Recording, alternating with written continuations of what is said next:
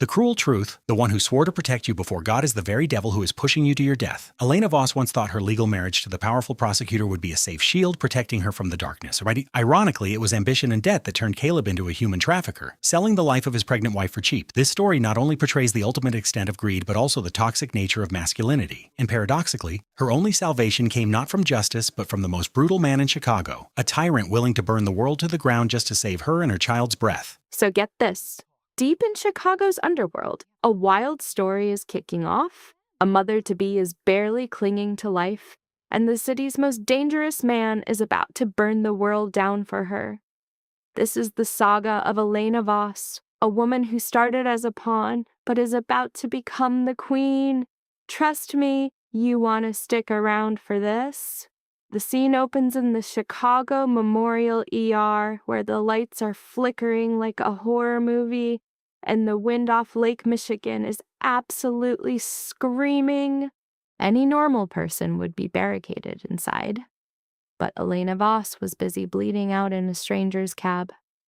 At 11:47 p.m., she stumbles through the sliding doors, held up by a taxi driver who looks like he's aged 20 years in 20 minutes.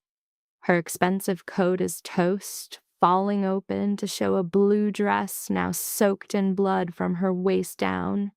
Each finger drips red, leaving a trail behind her. "Help!"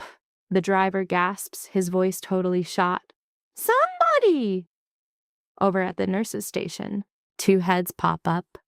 The younger one, Jessica, sees the scene and all the color drains from her face. "Gurney!" she yells at an orderly already moving. "Now!" At that exact moment, Elena's legs just quit on her. The cabbie barely catches her, his own hands shaking. "She just said drive. The baby." Jessica is already there, feeling for a pulse. It's faint, way too faint. "How far along?" she asks. 7 months. The words are just a breath on Elena's lips, her accent tired and distant. "Please, my baby." They get her on the gurney. As they're tearing down the hall, Jessica fires off questions. "What happened? An accident? Did someone attack you?" Elena just stares blankly at the ceiling. She mouths words, but no sound comes out. "Stay with me," Jessica pleads, grabbing her hand. "What's your name?" Faintly. "Elena. Elena Voss." "Okay, Elena, who can we call? Your husband? Family?" For just a split second, Elena's eyes clear. She grips Jessica's wrist with shocking strength, and her next words send a jolt through the nurse.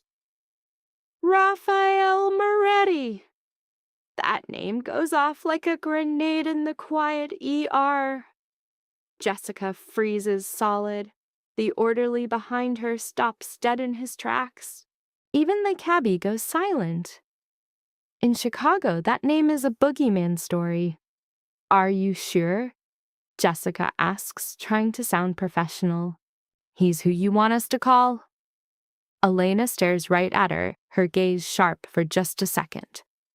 "Tell him I tried to escape. Tell him they caught me." And with that, she's gone again, her consciousness slipping away. They crash into the trauma bay. Dr. Marcus Webb, the ER chief, takes one look and starts snapping out orders. IVs, blood work, ultrasound, now. The room explodes into controlled chaos. Jessica backs out, pulling off her gloves. Her boss, Carol, motions her into the hallway. Did she really say that name? She did, Jessica breathes. Do I actually make the call? Carol looks through the window at Elena, looking pale and still. We have to. He's her emergency contact. But you know who he is. And I know what happens if you don't do what Raphael Moretti wants. With a shaky hand, Carol gets her phone out. 30 years in Chicago, ERs meant she had the right numbers. After a few calls, a voice as cold as a morgue slab answers. "Who is this?" This is Carol Martinez from Chicago Memorial. I'm calling about Elena Voss. Is she alive? The question cuts her off like a knife. Carol gulps. Yes, barely. She's in critical condition. She listed your boss as her contact. There's a heavy pause on the line, thick with threat. Then, don't let her die. We are on our way. The call ends. Carol lowers her phone. Jessica is staring, her eyes wide. What did they say? They're coming. Carol glances at the clock. Get security up here, but keep it low-key. And tell Dr. Webb his night is about to get a whole lot worse. Wide. Rafael Moretti is closing a deal when his phone buzzes. He's in a boardroom high above the city, in a front company that's really the heart of his entire illegal network. There are 8 seriously powerful guys at that table, and not one of them would ever dare to interrupt Rafael. But his second in command for 15 years, Vincent Duca, sees the boss's ice-cold mask crack when he looks at his phone. He watches the blood literally drain from the face of a man who doesn't flinch at war. Rafael stands up. The entire conversation just dies. We're done. His voice is flat, but it sends a deep freeze through the room. Vincent with me. The rest of you. Clear your schedules. He's gone before anyone can say a word. Vincent scrambles to keep up down the hall. What's wrong? Elena. That one name says everything and nothing. Vincent's jaw clenches. He remembers her from 2 years ago when she was Elena Kozlov, a linguist who walked into Raphael's office for a simple job and walked out with his entire soul. Where? Chicago Memorial. She's critical. Raphael's hand is steady on the elevator button, but Vincent can feel the violence simmering right under the surface. Get Marcus and Tony, the whole team. I want that hospital on lockdown in 20 minutes. Raphael, Vincent says quietly as the doors open. But if she's there, you know what that means. I know exactly what it means. The doors close, reflecting Raphael's face in the steel. 6'2", dark hair with some silver, a face that's a handsome, unreadable mask. He built his empire on that emptiness. But right now, his hands are shaking. He presses them on his thighs to still them. How long has it been? Vincent knows instantly. 17 hours.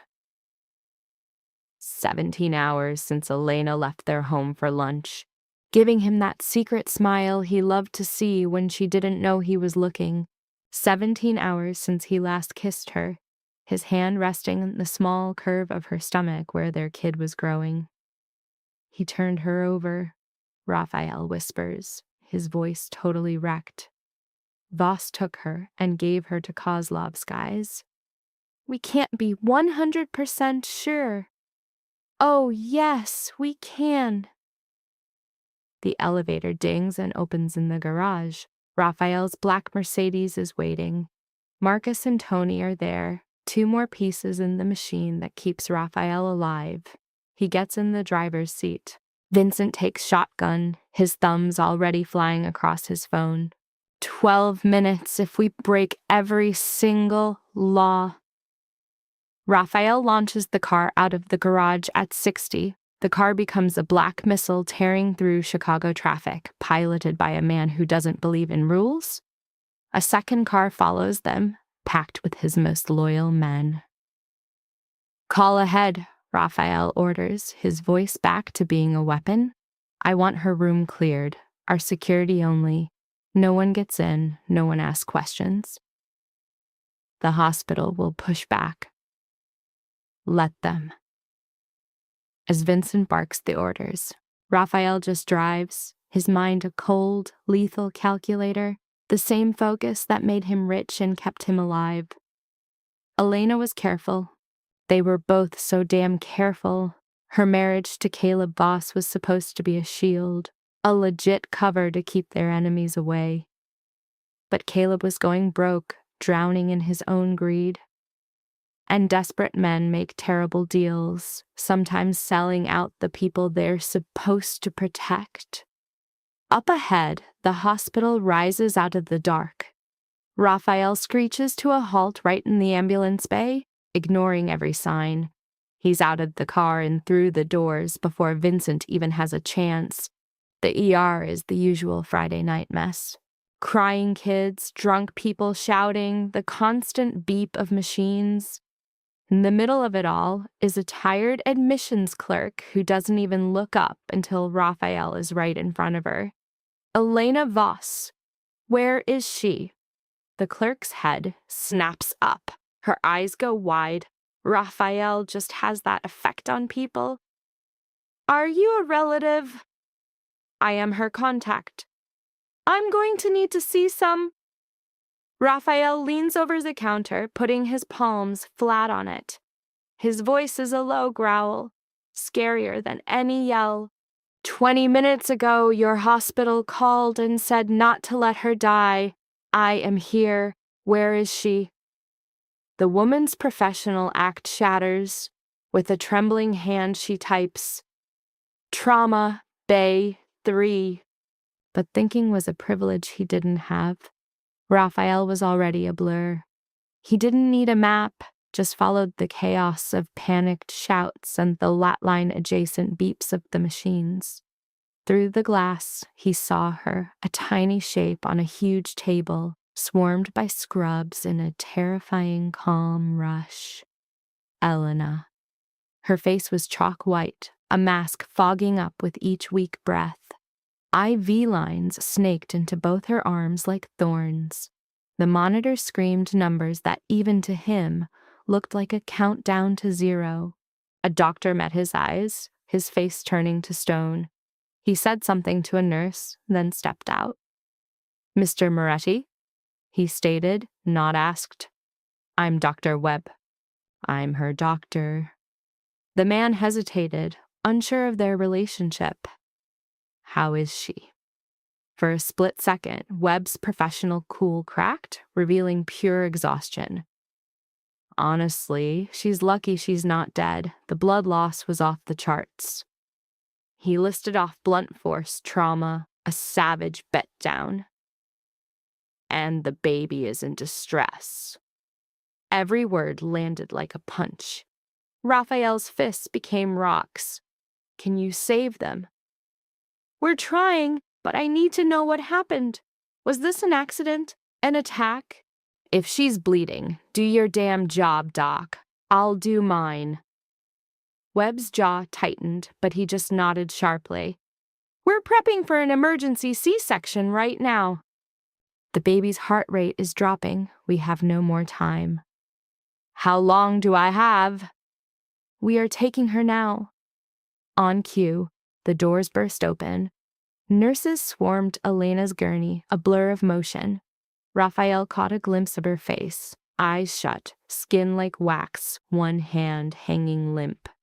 He lunged, his fingers just barely catching hers. They were like ice. Elena! His voice cracked. I'm right here. Can you hear me? I'm here. Nothing but silence came back. They disappeared through a set of double doors, meant only for staff. Just before they closed, he felt it, a tiny, almost imperceptible squeeze. And just like that, she was gone. Raphael stood alone in the hallway, the phantom touch burning his skin.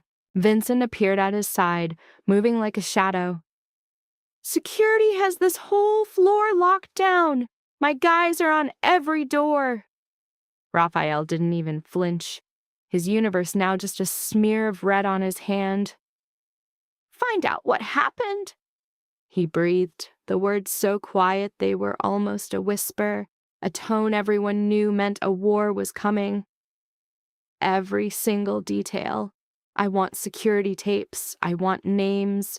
I want to know who even breathed on her before she got in that cab.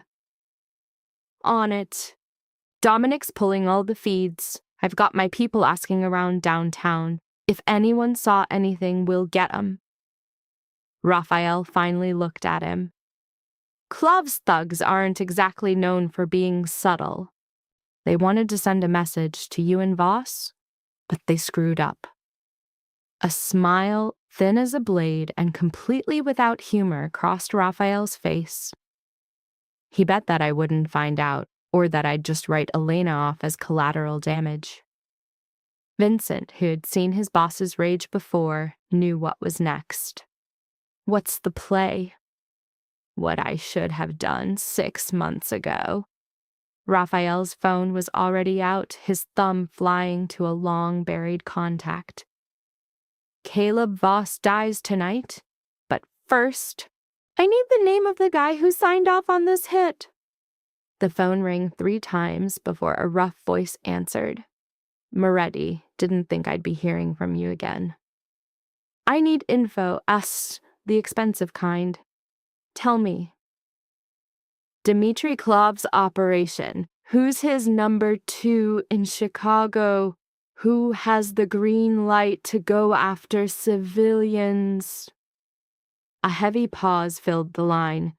You know you're starting a war, right? No, I'm finishing one. Raphael's voice was cold as a tomb. Can you get the names or not? Give me 2 hours. You've got one. He hung up. Down the hall, a nurse peeked out, saw him, and immediately ducked back. Perfect. Let them be scared. Vincent cleared his throat. You know, if you go after Clov directly,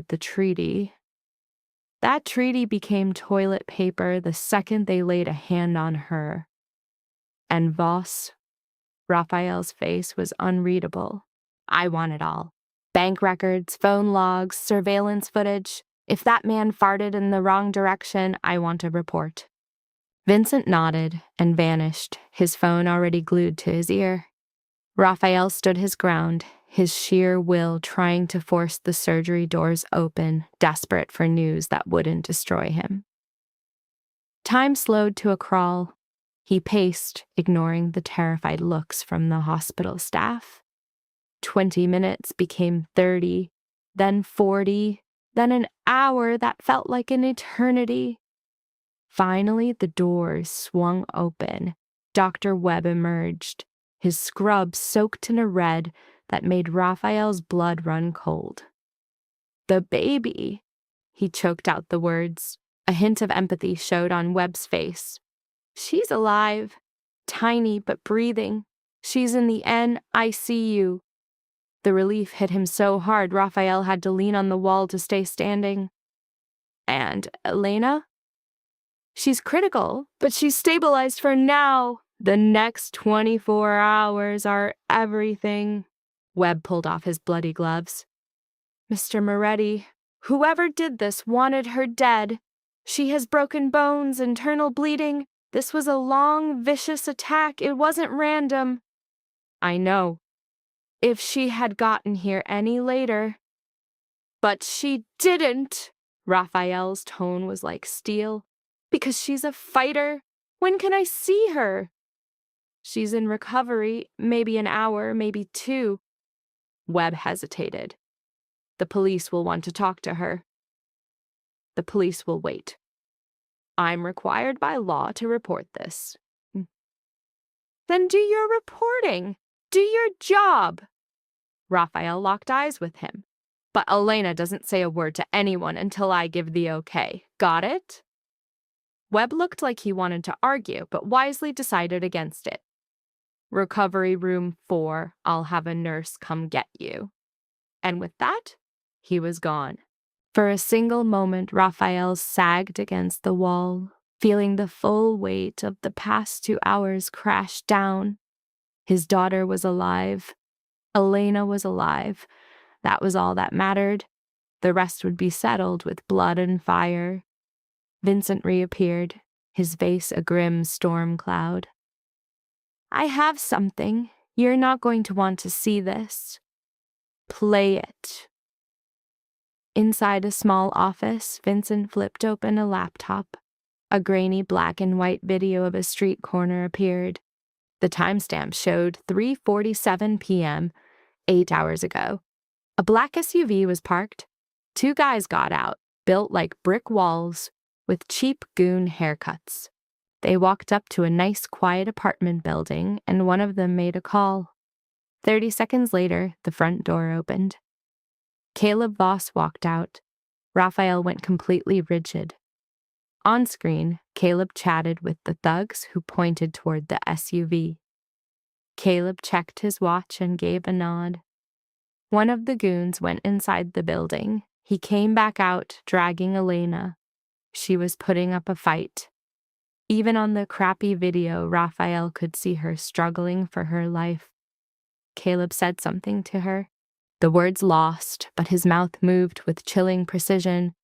Then he turned his back on her and went back inside.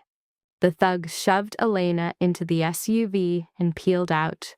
Caleb just stood there for a moment, checking his phone like he was waiting for a text before he too disappeared back into the building. Raphael stared at the frozen picture of the man who swore in a church to protect her, now casually sending her to be slaughtered. "There's more," Vincent said, pulling up another file. Bank records. Voss had been hemorrhaging cash for months, drowning in gambling debts to some very bad people. Clove's crew. Yeah, and 3 days ago, a huge deposit hit his account, wiped out all his debt. Vincent's voice was tight with fury. He sold her, Raphael. He sold his pregnant wife to clear a gambling tab. The laptop screen cracked under Raphael's grip. He'd crushed it without even realizing, the plastic screaming like a bone snapping. He slowly pulled his hand back, flexing his fingers, which were itching to be wrapped around Caleb Voss's neck. Where is he now? At home, the condo downtown. Got there around 6 p.m., ordered takeout, watched a movie, and was asleep by 10:30. Vincent was practically spitting with disgust. He thinks he got away with it. Raphael stood up. Get Marcus and Tony. I want Voss brought here. No fuss, no witnesses, no mistakes. What are you going to do to him? Nothing. Raphael's smile was a shard of glass. Not right away. First, I'm going to see Elena and my daughter. I'm going to sit there and watch them breathe and remember that they survived. And then, once I know they're safe, I'm going to teach Mr. Voss exactly what happens when you touch something that belongs to me. Vincent nodded and left to make the calls. Raphael started pacing again, his mind a cold, calculating machine. Voss was the key, not just for revenge, but for understanding. Clove's Chicago outfit had been quiet for years, respecting the lines drawn in the sand. This attack was a declaration of war, but it was also sloppy. And Clove was anything but sloppy. Going after a pregnant woman in broad daylight wasn't in the playbook, which meant something was seriously messed up. This whole mess pointed to two things. Either Voss fed him a line of BS about Elena, or some rogue player was going off script. A nurse pops into the doorway. Mr. Moretti, she's awake and asking for you. Raphael follows her through sterile, identical hallways, a maze for the broken and the healing. Recovery Room 4 is at the end of the line, guarded by two of his guys who give him a silent nod. Inside, Elena is a tiny shape, swallowed by white sheets, tangled in a web of tubes and wires beeping her back to the land of the living. But her eyes were wide open, pools of darkness that locked onto him the second he walked in. Raphael, she whispered, her voice a fragile wreck. He went to her bed, gently taking her hand. I'm here. Our baby's alive. They've got her in neonatal. She's small, Elena, but she's a fighter, just like her mom. He brushed her hair back, his touch gentle despite the rage boiling inside him. Tears streamed down her face. He gave me to them, Caleb. He just opened the door and let them take me. I thought they were going to kill me. Her grip tightened. They wanted to know about you, your business, your cash. And when I wouldn't talk... Her voice broke into a sob. I was so sure I'd die before I ever got to hold her. Raphael leaned in, pressing his forehead against hers in a silent promise. You're not going to die. Neither is she, I swear it. What's your plan? It was the question he was waiting for, the one that would set everything in motion. He pulled back just enough to look her in the eye. Do I even need one? Elena searched his face, seeing the brutal truth he tried to hide. He deserves worse than death. I know. Then give it to him. Her voice was barely a whisper, but laced with absolute steel. Make him understand what he did. Make sure he can never destroy another life. Raphael kissed her hand. You need to rest. I'll handle everything. I need to see our daughter. Soon, when you're stronger. He stood up, hating to leave, but knowing he had to. I'll post men outside. Nobody gets in without my okay. Raphael? She reached for him again. Thank you for coming for me. Those words hit him harder than any punch, as if there was ever a world where he wouldn't have burned everything down to get to her. Always. He left her in the quiet of the hospital and found Vincent in the hall. Marcus has Voss. They're heading to the Ashland warehouse. Good. Raphael checked his watch. 2:30 morning. Did the intel from S come through? 10 minutes ago. You were right. It was Klov's crew. A couple of brothers, Alexei and Mikhail Petrov. They're Klov's enforcers for the Chicago outfit, S confirms. But the order was just a clean message, a warning. They weren't supposed to touch her, just scare her to prove you weren't untouchable. Raphael's jaw clenched. Then why did they beat her? Because Voss told them she was holding information that she might know about the weapons shipment next month. Vincent's voice was dripping with disgust.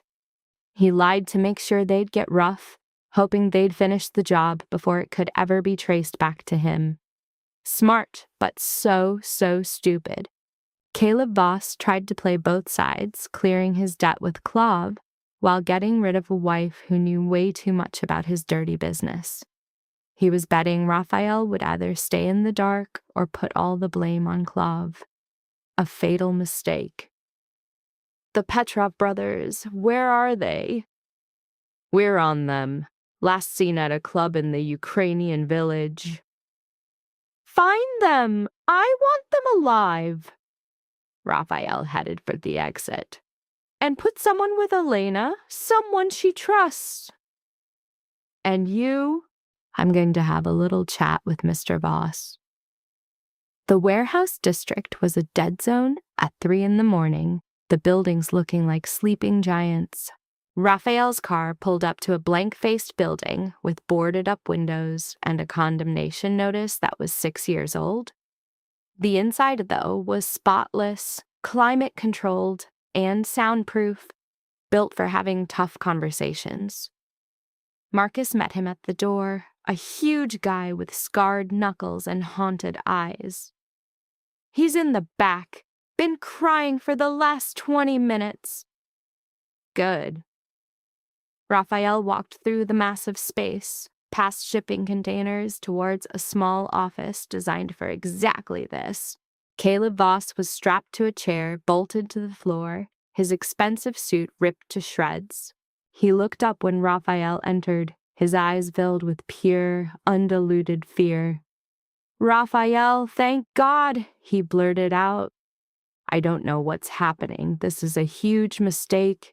Your men just grabbed me off the street. Raphael grabbed another chair and sat down in front of him, saying nothing. Voss swallowed, trying again. Look, if this is about Elena, I can explain everything. She's been acting paranoid. I've been so worried about her. Shut up! Voss's mouth snapped closed. Raphael sized him up. Caleb Voss was 42, with the fake good looks of a news anchor, all perfect teeth and practiced charm. He built a career locking people up, becoming famous as the DA who couldn't be bought. The media ate it up. So did the mayor. He had a golden future ahead of him. Until now.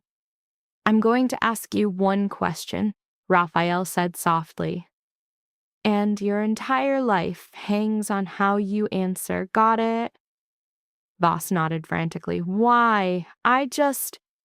Why did you sell out your pregnant wife to men you knew would torture her to death? Raphael's voice was chillingly casual. Money, fear, ambition. I want to know what makes a man look at the woman carrying his child and decide she's worth less than a debt. Voss's face just crumbled.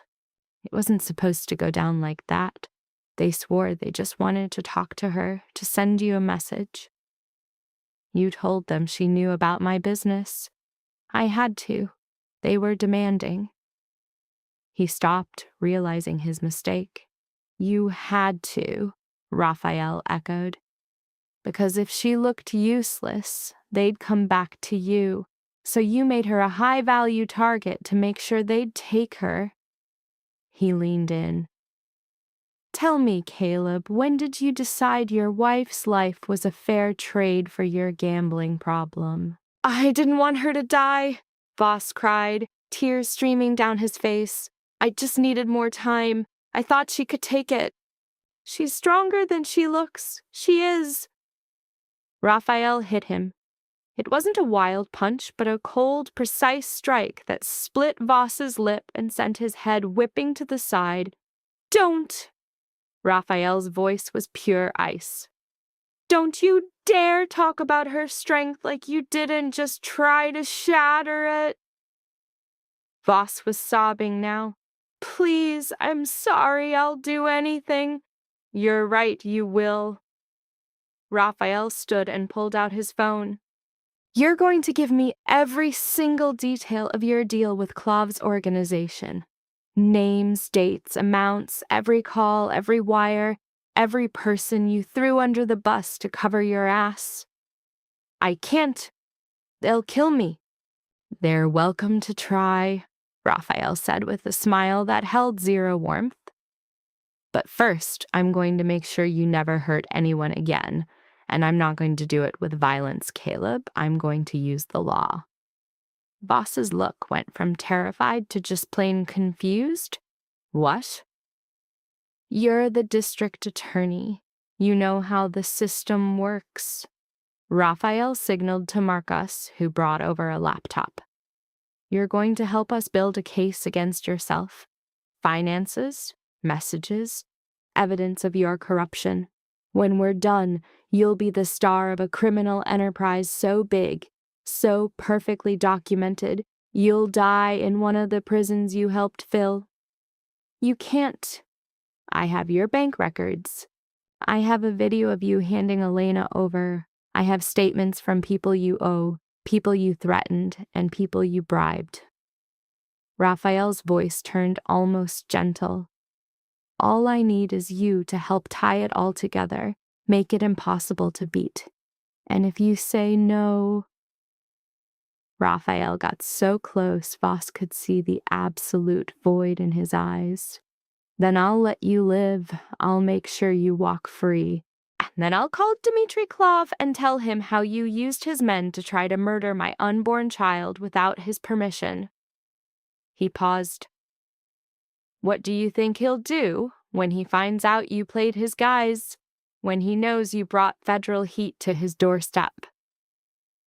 All the color drained from Voss's face. He'll...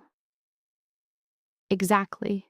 So you can work with me and go to prison, or you can refuse, and I'll tell Clav everything before sunrise.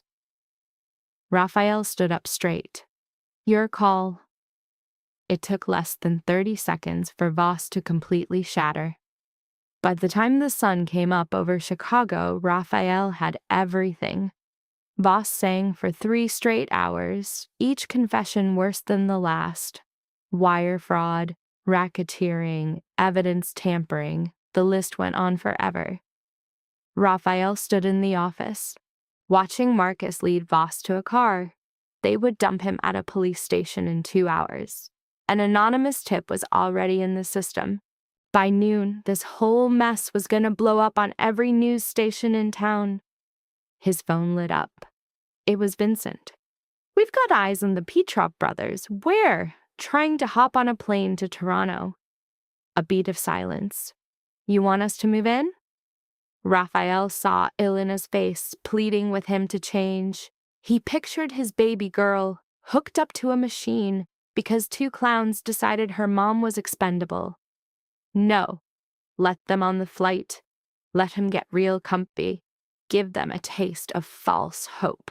Raphael's grin was pure ice. Then get Clove on the line. Tell him I want to meet tonight, and he better bring his nephews. You're serving them up to Clove? He okayed a hit on a pregnant lady with 0 solid intel.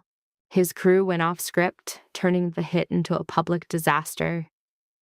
That was sloppy Vincent, the kind of screw-up that gets an entire operation burned. Raphael was already heading for the door. Kozlov is old school. He'll want to clean up his own garbage, and he'll do it in a way that teaches everyone what happens when you break the code. Keeping your own hands clean. Exactly. I'm not starting a turf war for 2 morons who can't follow a simple order. But I am making it crystal clear that Elena is untouchable. He got into the Mercedes. How is she? Stable and awake. She's asking for you. The baby's hanging tough. They think she might come off the vent tomorrow. Raphael let out a breath he didn't realize he'd been holding. I'm going back to the hospital. Arrange the sit-down with Kozlov for tonight, neutral ground. And Vincent. Yeah? My thanks. A short pause. She's family, boss. We look after our own. Raphael killed the call, pointing the car toward Chicago Memorial, toward the only 2 people who had become his entire world. The city moved around him, waking up to a brand new day. Commuters jammed the trains, coffee shops buzzed to life, and the world just kept spinning like last night's brutality was a dream. But it wasn't. And when this was over, Chicago's underworld would get the message that Raphael Moretti's patience had a limit. Some lines, once crossed, were gone forever. Just as he slid the car into a hospital parking spot, his phone buzzed with an alert. A news flash. Prominent DA nabbed in a citywide corruption sting. Raphael allowed himself the ghost of a smile. The inferno was only just getting started. The room smelled of chemicals and pure dread. Elena stared at the ceiling panels, counting the tiny perforations in each one because it was easier than facing anything else. 47 in the one right above her. She counted 3 times just to be sure. Raphael had left an hour ago to go tie up what he called loose ends. She knew exactly what that meant. A chilling code for someone's very ugly, very final exit. A quiet knock on the door broke her out of it. The door swung open to reveal a woman in her mid-50s, gray hair twisted into a severe bun. She was wearing pricey but understated slacks and a sweater. She carried herself with the kind of silent strength Elena associated with people who'd survived some unspoken horror.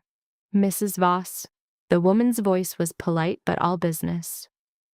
My name is Catherine Ross. Mr. Moretti asked me to come stay with you. Elena's attempt to sit up was a bad idea, and she knew it instantly. A hot spike of pain shot through her stomach, stealing her breath away. Catherine was by her side in a second, her hands gentle but steadying her with the pillows. Easy does it. You've just come out of major surgery. Your body needs time to heal. I need to see my daughter, and you will. The doctors just need to give the all clear that you're stable. Catherine took the chair beside the bed. Mr. Moretti warned me you had a stubborn side. I see he wasn't kidding. Despite everything, Elena almost smiled. You've known Raphael for a while then. Long enough. I've worked for his organization for 12 years, mostly on the security consulting side. Other times, I deal with situations that need a lighter touch than Marcus or Tony can provide.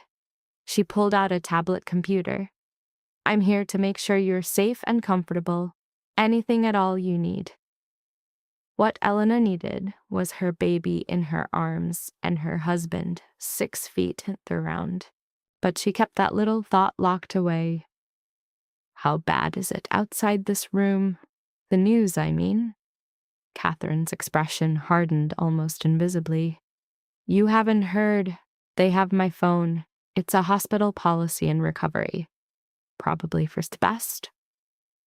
Even so, Catherine swiveled the tablet to show Elena the headline. District Attorney Caleb Voss busted in massive corruption probe. Elena's eyes flew over the article, her mind reeling. Wire fraud, racketeering, evidence tampering. The list of charges took up 3 whole paragraphs. They'd found Cayman Island accounts, recordings with known criminals, a paper trail that proved Caleb wasn't just dirty, he was a major player in Chicago's organized crime scene. This is... Elena looked up at Catherine. This is Raphael's doing. Mr. Moretti is not a man who does things in halves.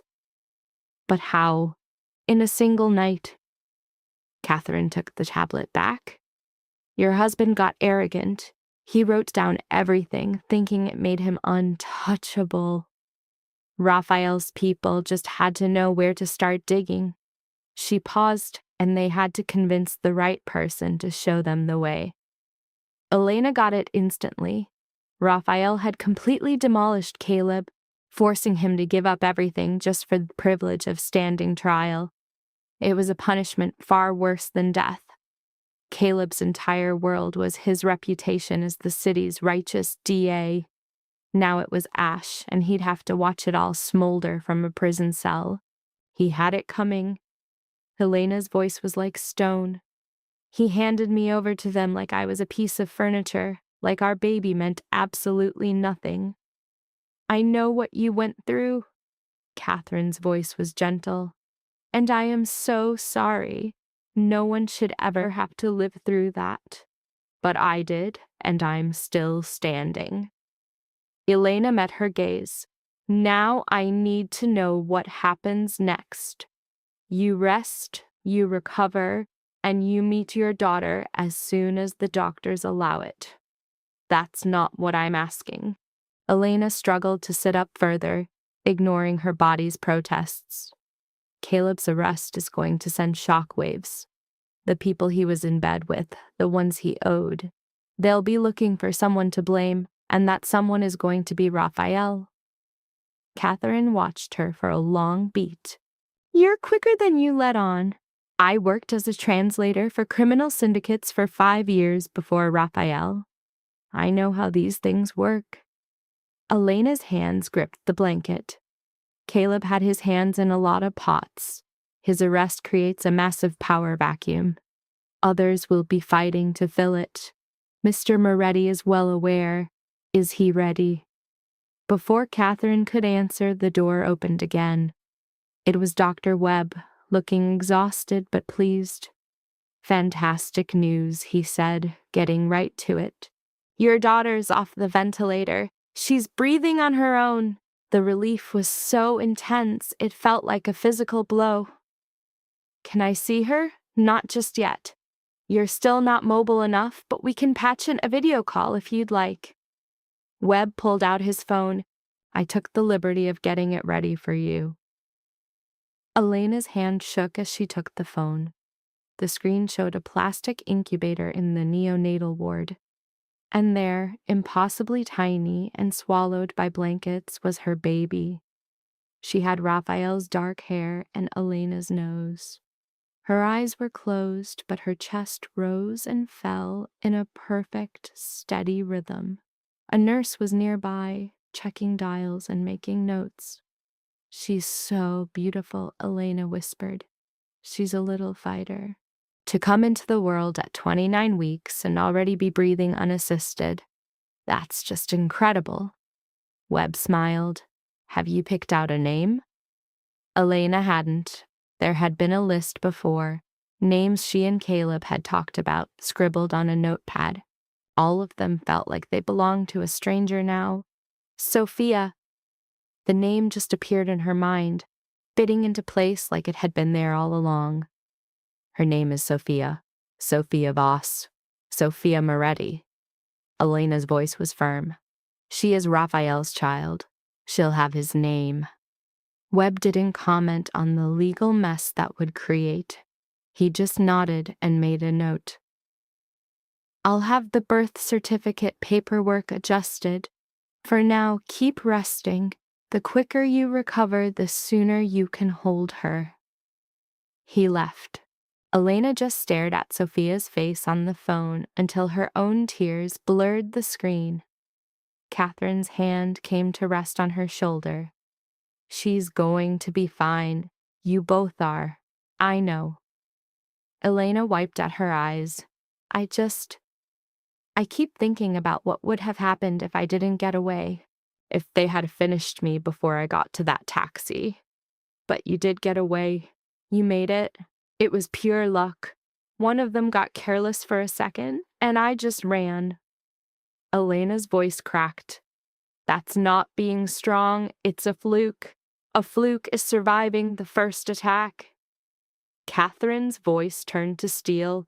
"Strength is what comes after. You hauled yourself into a cab, bleeding and in labor, and made damn sure you got to safety. You gave the ER Raphael's name, knowing the absolute chaos it would cause." "That is not a fluke, Elena. That is a strategy." Elena finally saw her clearly. Catherine's eyes held a kind of wisdom that could only be forged in a fire. "You've been there. Different circumstances, same exact feeling." Catherine settled back in her chair. "I was in finance once, had a good career, a husband, a normal life. Then my husband got involved with the wrong people, ran up debts he couldn't pay. They came to our house one night and laid out the terms if he didn't make good. What did you do? I sold everything we had to pay it off. Then I filed for divorce, went back to my maiden name, and disappeared completely." Catherine's smile was dark. 6 months later, I met Mr. Moretti at a fundraiser. We got to talking, and he offered me a position. He said he needed people who could think like regular folks, but act when things went bad. So does she ever miss her old life? You bet she does. Every single day. But Catherine lays it out cold. Being alive with a purpose beats the alternative. Elena's looking at her daughter on the phone, totally done playing the victim. Catherine scoots closer and drops a truth bomb. Right now, everyone sees her as a broken little bird.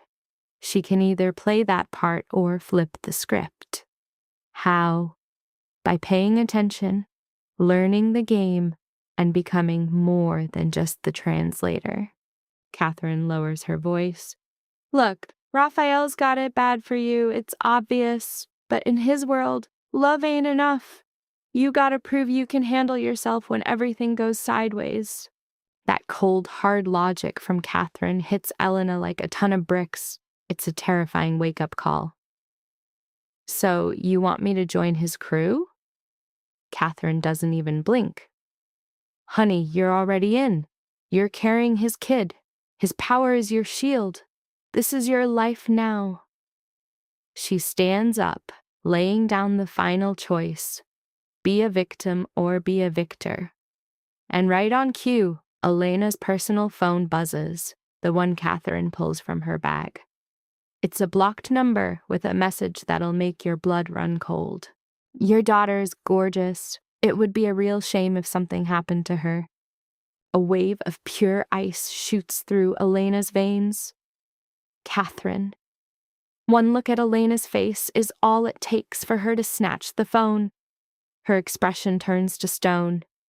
You're staying in this room. Don't move. Don't open the door for anyone but me or Mr. Moretti. And bam, she's gone, the lock clicking behind her. Elena stares at the screen, her heart hammering against her ribs. They have her number. They know about Sophia. They're threatening her baby. Then pure mama bear rage cuts through the fear. Steadying her hands, she forwards the text to Raphael and immediately calls him. He answers before it even rings.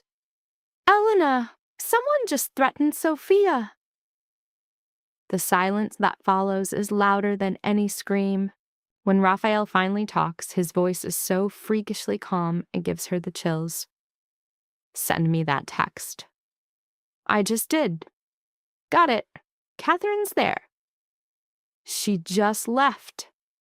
Raphael, how did they get my number? How did they know? I don't know yet, but I'm gonna find out. She hears a car door slam. I'm 10 minutes away. Do not leave that room. I'm not going anywhere, but Sophia. Vincent is already at the hospital. I put a full security team on her the second she was born. His voice softens just a little. She's safe, Elena. I swear on my life. The line goes dead. Elena just sits there, phone in hand, feeling something inside her completely shift. Catherine was right. She'd been clinging to this fantasy that she could stay separate from Raphael's world, like she could keep one foot in normal life. What a joke. The second she dropped his name at the ER, she picked her side. Now it was time to learn the rules of engagement. 15 minutes later, the door swings open and in walks Raphael, looking like he's lived an entire lifetime since they spoke. He goes straight to her, wrapping her up in a careful hug. He's gentle with her injuries, but his grip is tight enough for her to feel his heart pounding like a war drum. I'm so sorry, he whispers, his voice raw. This is on me. My security failed. It's not your fault. It's the fault of whoever sent that message. Elena pulls back to look him in the eye. You got a name? We're tracing it. It's a burner, but even burners leave a trail. He sits next to her, his hand swallowing hers. Vincent's on it. If this is Kozlov's crew. It's not, Elena cuts in, surprising herself with how sure she sounds. Kozlov wanted to send a warning, not sign a death warrant. His guys went rogue, and he'll be the one to clean up his mess. This is someone new, someone who knows about Sophia and isn't scared to use her. Raphael just watches her, his face a total poker mask. You've been thinking about this? Not much else to do. Her fingers clench around his. Catherine told me to get off the sidelines. She's right.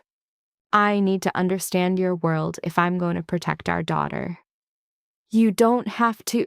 Yes, I do, Elena snaps back. I can't hide in your castle forever, Raphael. Sooner or later, the wolves will get through the door. And when they do, I need to be ready. He's quiet for a long, heavy second before giving a slow, deliberate nod. All right. What do you need to know? Everything. But let's start with who benefits most from threatening my kid. A dark smirk plays on Raphael's lips. You're already thinking 2 steps ahead. He pulls out his phone, showing her a crazy-looking chart, like a conspiracy board of the underworld. Chicago's got 3 major players, my organization handling the high-class stuff, laundering, politics, legit businesses. Then there's Kozlov's outfit. They run the classic rackets: substances, protection, and trafficking. And last, the Morellis. Wait, she says, your last name is Moretti. Common name, this branch of the family. We're not exactly tight. Raphael zooms in on the chart. They run the south side. Gambling, loan sharks, construction jobs. For years, we all stayed in our own lanes. Until now. Until Caleb got busted. A muscle jumps in Raphael's jaw. See. Your ex-husband wasn't just a dirty cop. He was a convenience. He made problems go away for a lot of big shots. With him off the board, there's a mad dash to bury the past. And they blame you. They know I'm involved. I made sure they did. His eyes bore into hers, burning with intensity. I wanted them to know. I wanted the whole damn city to know what happens when someone hurts you. Elena's throat tightens. And that's why they're threatening Sophia. They're trying to get leverage to make you back off. Or, Raphael says, pacing to the window, they're trying to start World War III. If I go too hard, I look like a maniac. Too soft, I look weak. Either way, someone else cashes in. Who? But before he can answer, Vincent appears in the doorway. His face is a blank slate, a look Elena knows means total disaster. We traced the phone, Vincent says. You're not gonna like it. Spit it out. Bought with cash 3 weeks ago, Chinatown. The security cam caught the buyer, a guy in his late 20s in a delivery uniform. Vincent shows him a picture on his phone. Facial recognition gives us a name, Danny Morelli, a small-time muscle for the South Side family. Raphael goes completely still. Are you sure? 100%. And it gets worse. Danny's older brother, Michael, was one of the guys Caleb put away 2 years ago. Cooked up evidence, bogus witnesses. The whole case was a frame job to clear the books. Let me guess, Raphael says, his voice dangerously low. You have the proof. Caleb's private files had everything. Michael Morelli was set up. Vincent's voice is flat, dead. And with Caleb's arrest, all his old cases are getting looked at again. Michael's lawyer just filed an appeal. The whole ugly picture clicks into place for Elena. So, Danny blames Raphael for proving his brother was innocent, but too late. If Caleb had stayed free, Michael would have rotted and died in prison. Vincent continues. He's got stage 4 cancer. He's only getting out because the original case is imploding.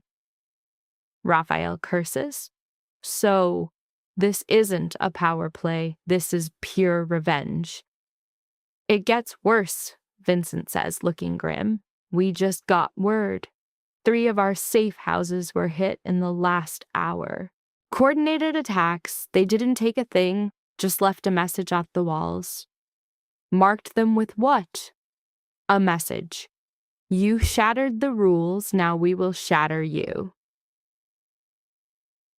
The room goes dead silent. Elena watches Raphael process the intel. She sees the exact moment the worried partner vanishes, replaced by something way colder, way more dangerous. Who knows about Sophia? Raphael's voice is pure ice. Hospital staff, our inner circle, and whoever's been staking out the neonatal unit. Vincent shows her another photo, a security still from the hospital. A guy in scrubs, masked up, just creeping around the NICU entrance.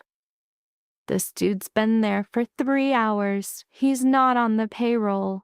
Raphael moves like a lightning bolt.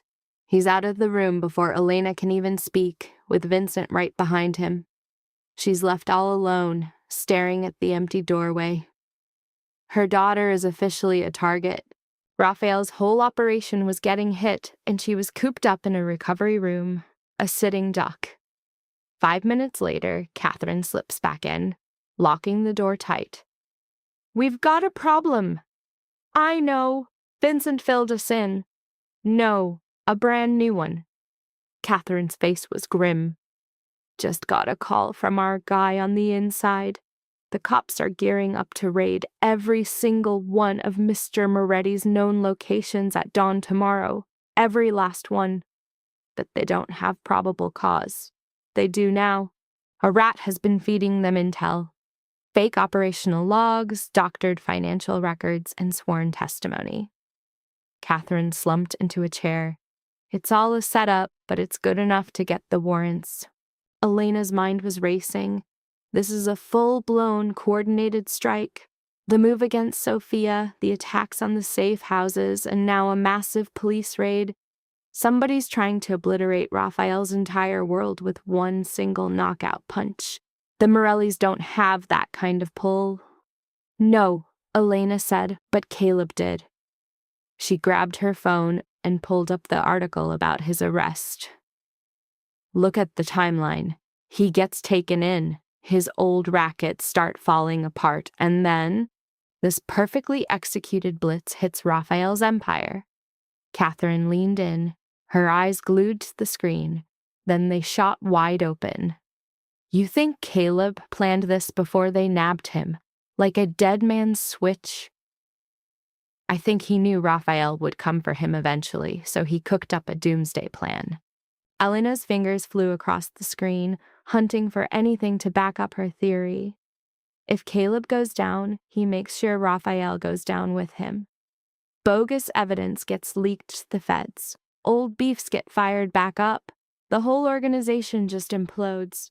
That's both brilliant and insane. Elena looked up. "Where's Raphael?" "In the neonatal unit. He's moving Sophia to a private, secure clinic." "Good. We need to..." The room was plunged into total blackness. A second later, red emergency lights bathed everything in an eerie glow. From down the hall, Elena heard frantic shouting and the sound of people running for their lives. Catherine was already on her feet, a pistol appearing in her hand. "Get down! What's happening?" "No idea, but we're not sticking around to find out." Catherine moved to the door like a phantom, listening. "Can you get up?" Elena's gut screamed in protest, but she swung her legs over the side of the bed. "I'll try. It has to be enough." Catherine took her weight, becoming a steady anchor. "We're going to the NICU slow. If you see a face you don't know, you let me handle it." 3 steps.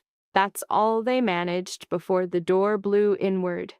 The guy filling the doorway was a monster in black tactical gear, his face hidden. His rifle was raised, aimed straight for Elena's heart. Catherine reacted like lightning. A single shot, center mass. The guy dropped, but more hostiles were waiting behind him. Elena fell back as Catherine fired again, her movements a fluid, lethal dance. 2 more hit the floor, but the hallway was a tidal wave of tactical squads, and they definitely weren't hospital security. "Back!" The word was a sharp command as Catherine dragged Elena toward the bathroom. It was a kill box, a horrible spot to defend, but their only option. They got inside just as bullets tore through the door frame. Catherine kicked the door shut, shoving a chair under the knob. "We're boxed in." Elena's phone vibrated. "Raphael, where are you?" Her hands shook as she typed. "Room under attack. Catherine is with me." The response was immediate. "Hold on. 2 minutes. He's on his way." Elena gasped. "He won't make it in time." Catherine checked her mag. "I've got maybe 20 rounds left. Then we figure something else out." Elena's gaze shot around the tiny bathroom. A high window impossible to reach, useless medical junk, and a ventilation grate. a dark square in the ceiling. Can you get to that? Elena pointed. Catherine looked up. Maybe, but you can't. I don't have to. You take the vents, circle around, and flank them. I'll stay here, be the distraction that keeps them focused on this room. That's a suicide mission. It's a strategy. Elena's gaze met hers. Raphael taught me something important. Strength isn't what wins. Being clever is. Catherine just stared for a long beat. Then a fierce, approving smile spread across her face. You're going to be absolutely terrifying once you're healed. She launched herself upward, tore the grate off, and pulled herself into the ductwork. The last thing Elena saw was her feet disappearing into the pitch-black void. Then she was completely alone. The doorframe splintered from the constant heavy kicks. Elena pressed herself against the wall, a pointless act of defiance. The door shattered. A man stepped in, weapon up. He saw her, broken and helpless, and a cruel grin twisted his lips. Then the ceiling caved in on him.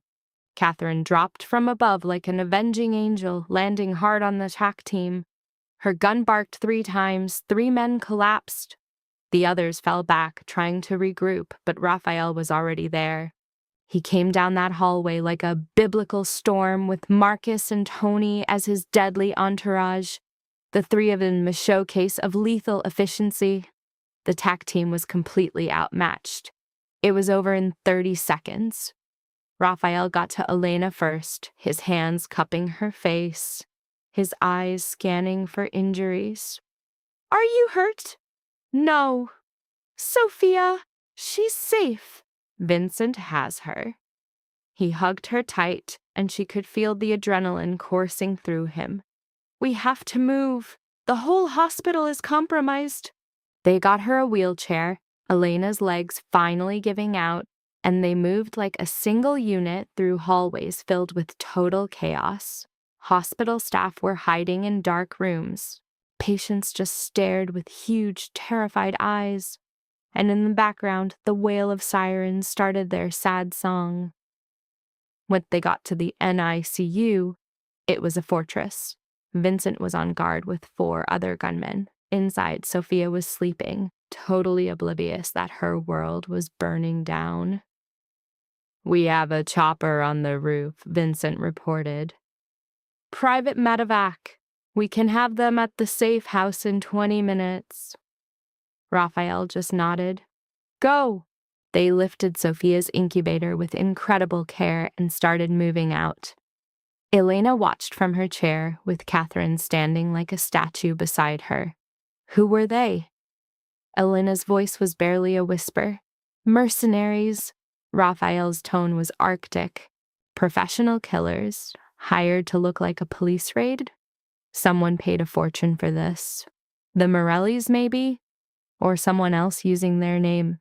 He knelt beside her chair. Elena, this is going to get a lot worse before it gets better.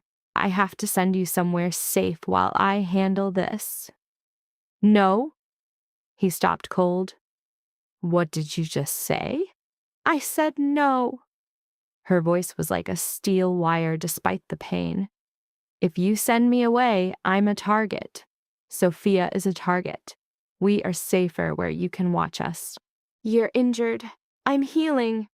And I'm learning. She grabbed his hand. Catherine has been teaching me how to think, how to see, how to be a weapon instead of a liability. I'm not asking to join your war. I'm asking to be a part of the strategy. Raphael shot a look at Catherine, who just shrugged. She's right. A target in isolation is an easy target. Besides, her gut feelings are good. She just got out of major surgery, and I will rest while I watch and I learn, Elena insisted. But I'm not going to hide, not this time. Raphael studied her face for what seemed like an age. Then with a slow, heavy nod, he caved.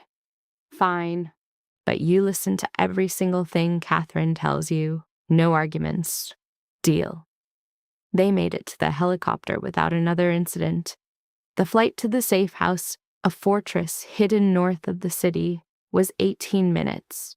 As they touched down, Sophia started to cry, demanding her own space in this messed up world.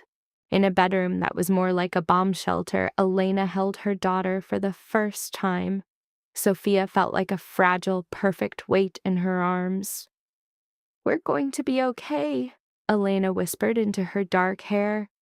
"I swear no one will ever hurt you like they hurt me." Raphael stood in the doorway, a shadow watching them. "I will burn Chicago to the ground for you both, I know." Elena looked up at him. "But let's be smart about it. Any moron can start a fire. It's much harder to build something that lasts." His smile was cold and sharp. "Then we will build an empire." Outside, the city was asleep, completely unaware of the war about to erupt in its streets. Unaware that a woman who had stumbled into an emergency room, bleeding out, was about to change the entire game. Elena Moretti was done being a piece on the board. She was about to figure out how to become a queen. The safe house sat on 40 acres of forest, idyllic during the day, but a place of dark, spooky shadows at night. Elena found this out at 3 a.m. when Sophia woke up screaming. She took her to the window, watching guards move like ghosts among the trees. She could count a dozen, but knew there were more. Raphael wasn't taking any chances. Can't sleep. Catherine appeared at the door, holding a mug of coffee that smelled like it could wake the dead. "She's hungry every 2 hours. Elena adjusted Sophia, wincing. "The nurse said that's standard for preemies, but I feel like I haven't slept in a century." "You haven't slept in 3 days." Catherine came closer, looking at Sophia's little face. "Want me to take her?" "You need to sleep. I have to feed her." Elena sank into the chair, every single move a painful calculation. "How long have you been up?"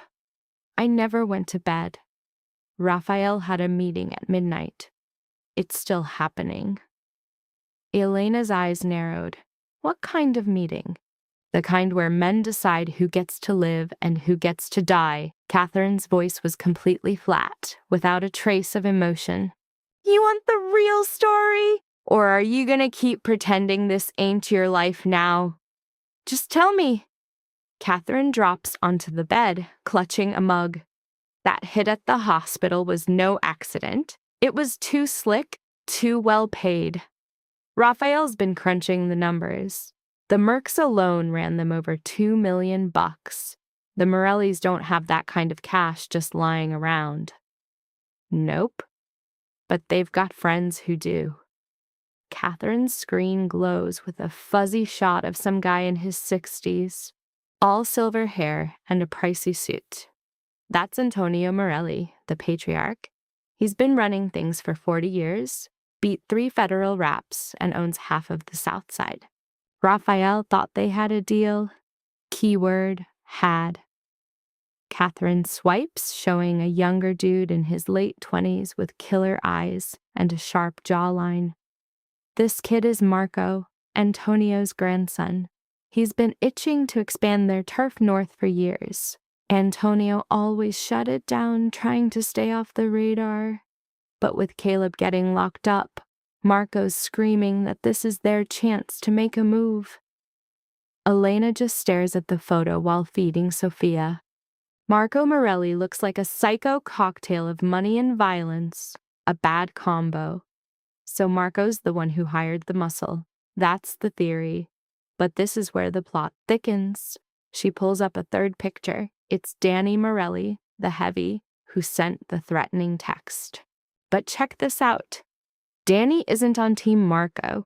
He's a loyalist to his uncle Sal Morelli, who has his own operation and absolutely hates Antonio's side of the family.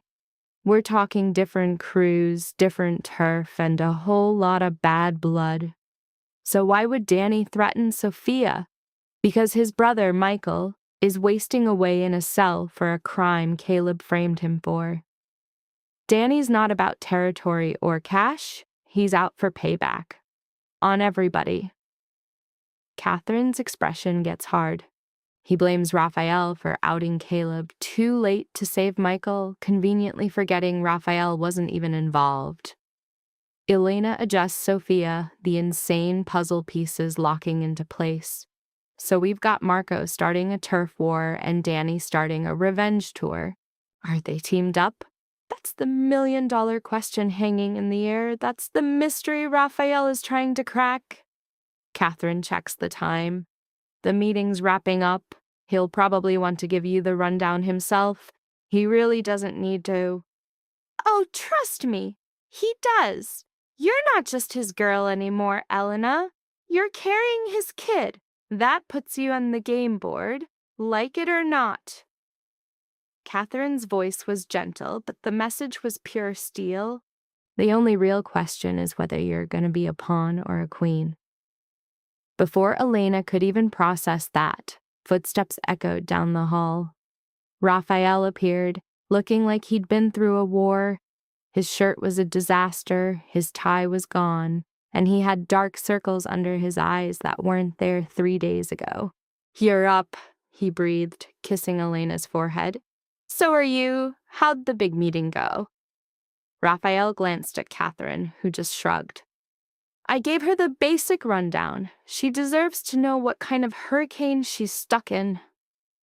"I know." Raphael pulled up a chair, his leg almost touching hers. "We're fighting a war on 3 separate fronts. Marco Morelli's power grab, Danny Morelli's blood feud, and some ghost we haven't identified yet." "A ghost?" "The intel that's getting leaked to the feds. It's too good, too personal. Someone with access to my inner circle is snitching to the cops." A nerve in Raphael's jaw ticked. "We have a rat!" The words fell over the room like a death sentence. Elena knew their world's lingo. A rat didn't just leak intel.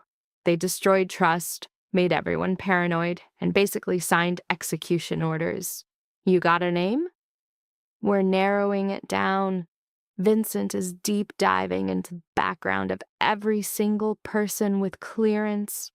It's a short list, but it's full of guys who've been with me for years. Raphael rubbed his face, exhausted. "I refuse to accept it's one of my crew, but you have to consider it." Elena repositioned Sophia, who was out cold on her chest. "What about Caleb? Could he have planted someone in your organization before all this kicked off?" Raphael's eyes got sharp. Now that is a terrifying thought. He had 2 whole years to set his traps. If he saw me coming for him, he could have bought someone's loyalty or used an old grudge. Catherine jumped in. "Anybody get passed over for a promotion lately? Anyone feeling bitter or ignored?" "Marcus is in charge of the men. I'll have him pull the personnel files."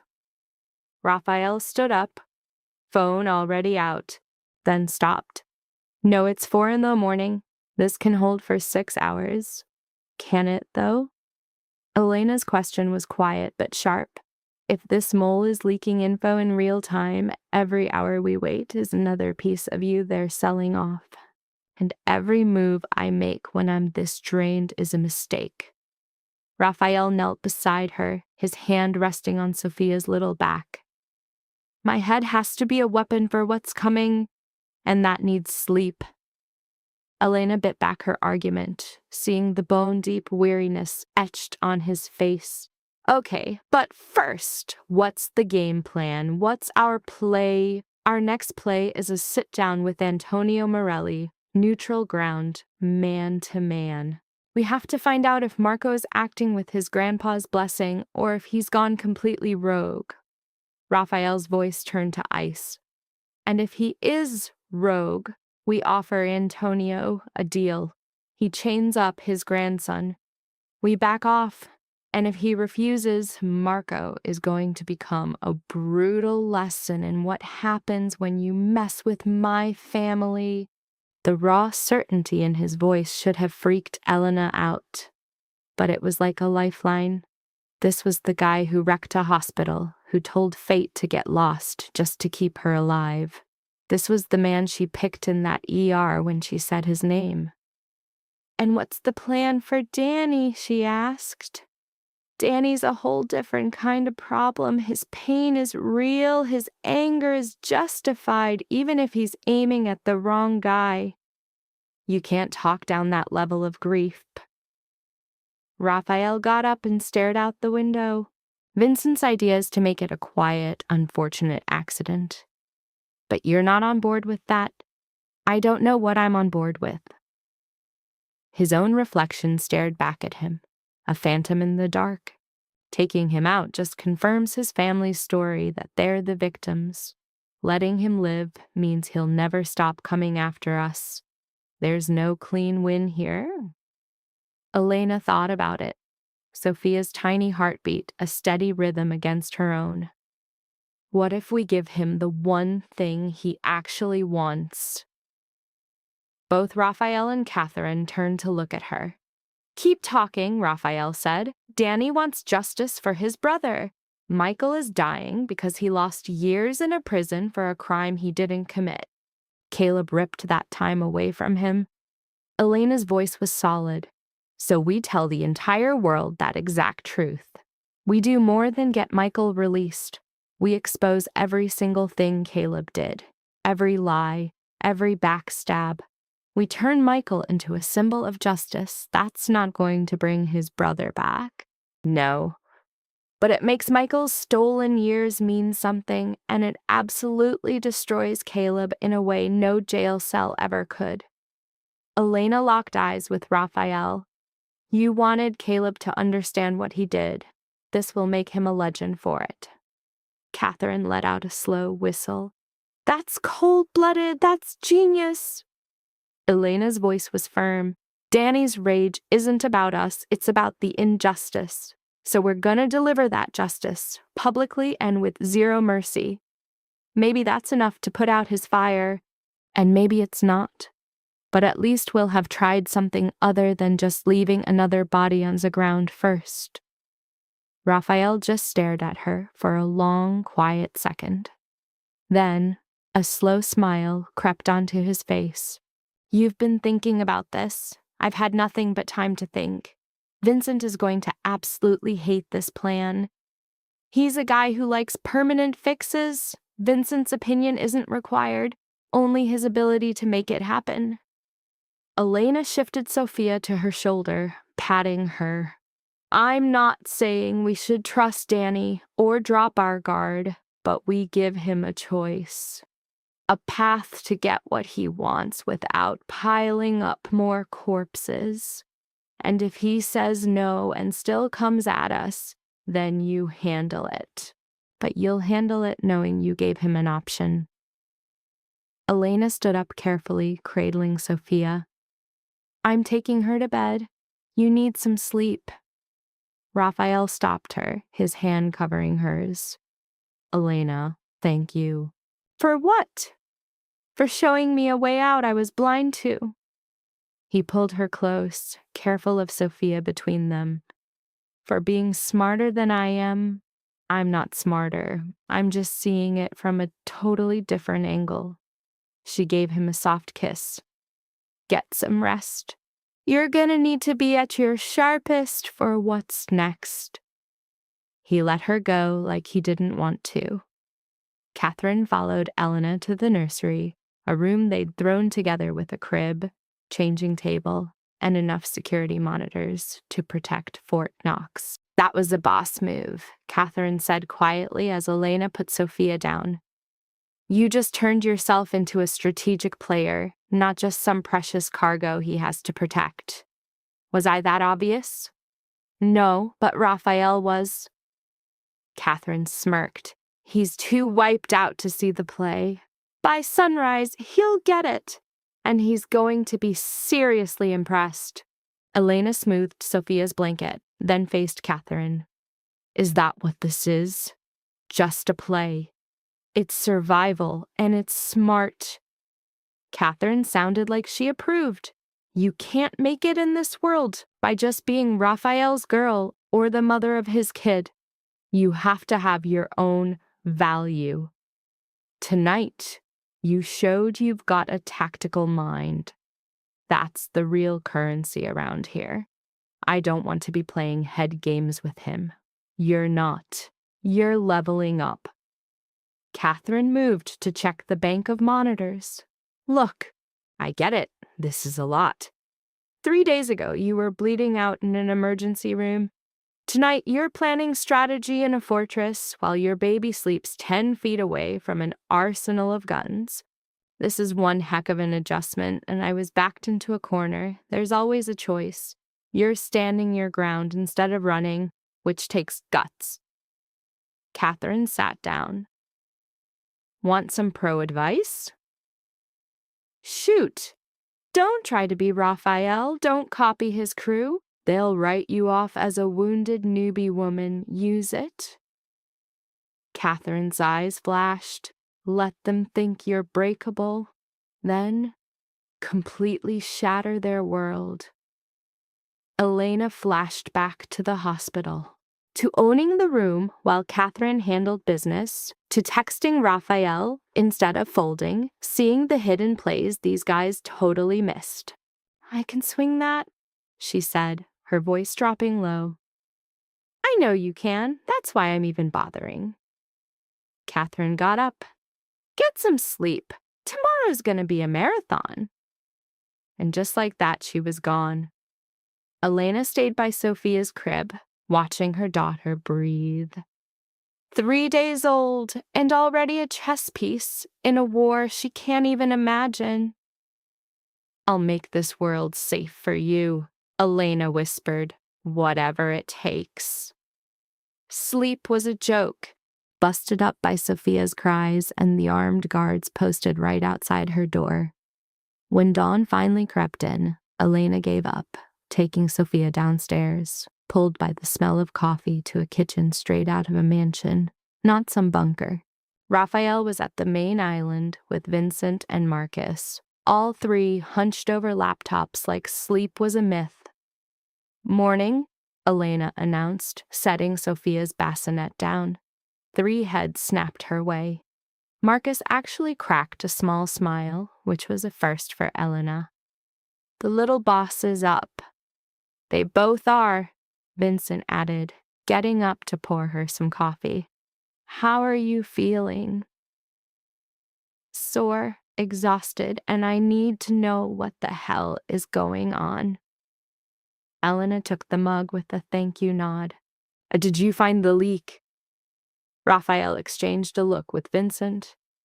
We've got a theory. One of the accountants, Peter Chen, has been acting weird. Ditching meetings, super jumpy, full of excuses. Marcus checked his bank account and found some pretty wild transactions. How wild? 50 grand. Now that's interesting. 3 payments in the last 2 months? Raphael's laptop showed the evidence. The cash led to a bogus shell company with links to a law firm that used to work for Caleb Voss. The truth hit Elena like a truck. Caleb bought him. How long has Peter worked for you? 8 years. Perfect record, not one red flag. Raphael's voice was seething. He has the keys to everything. Our money, our properties, our people. If he's been feeding intel to Caleb's cronies, then we are totally screwed. Where is he? In a safe house out in the burbs. We picked him up an hour ago, Marcus said, cracking his knuckles. Just waiting on your call for what's next. Raphael's face went ice cold. I need to talk to him first. Find out what he gave them, who he talked to, what their endgame is, and then... Elena's voice was dead flat. Then we handle the problem for good. Elena sipped her coffee, thinking. Can I suggest something? Vincent raised an eyebrow. Go ahead. Before you take him out, use him. Elena put her cup down. If Peter's contact is waiting for more info, why don't we give it to them? Only this time, we control what they hear. Raphael went completely still. You're saying we flip him? I'm saying we make him our weapon. We feed fake intel through Peter. Then we sit back and see who bites. It'll expose the person on the other end. The plan started clicking in Elena's head. You could even set up an ambush. Make it look like you're vulnerable while you're actually waiting to strike. Marcus let out a slow whistle. That is sneaky as hell. And it works, Vincent chimed in, already typing. We could leak bad intel about your location, your routes, security holes that don't exist. When they make a move, we'll be ready. It's a huge risk, Raphael shot back. If Peter warns them we've turned him, then we make sure he can't. Elena's tone was rock solid.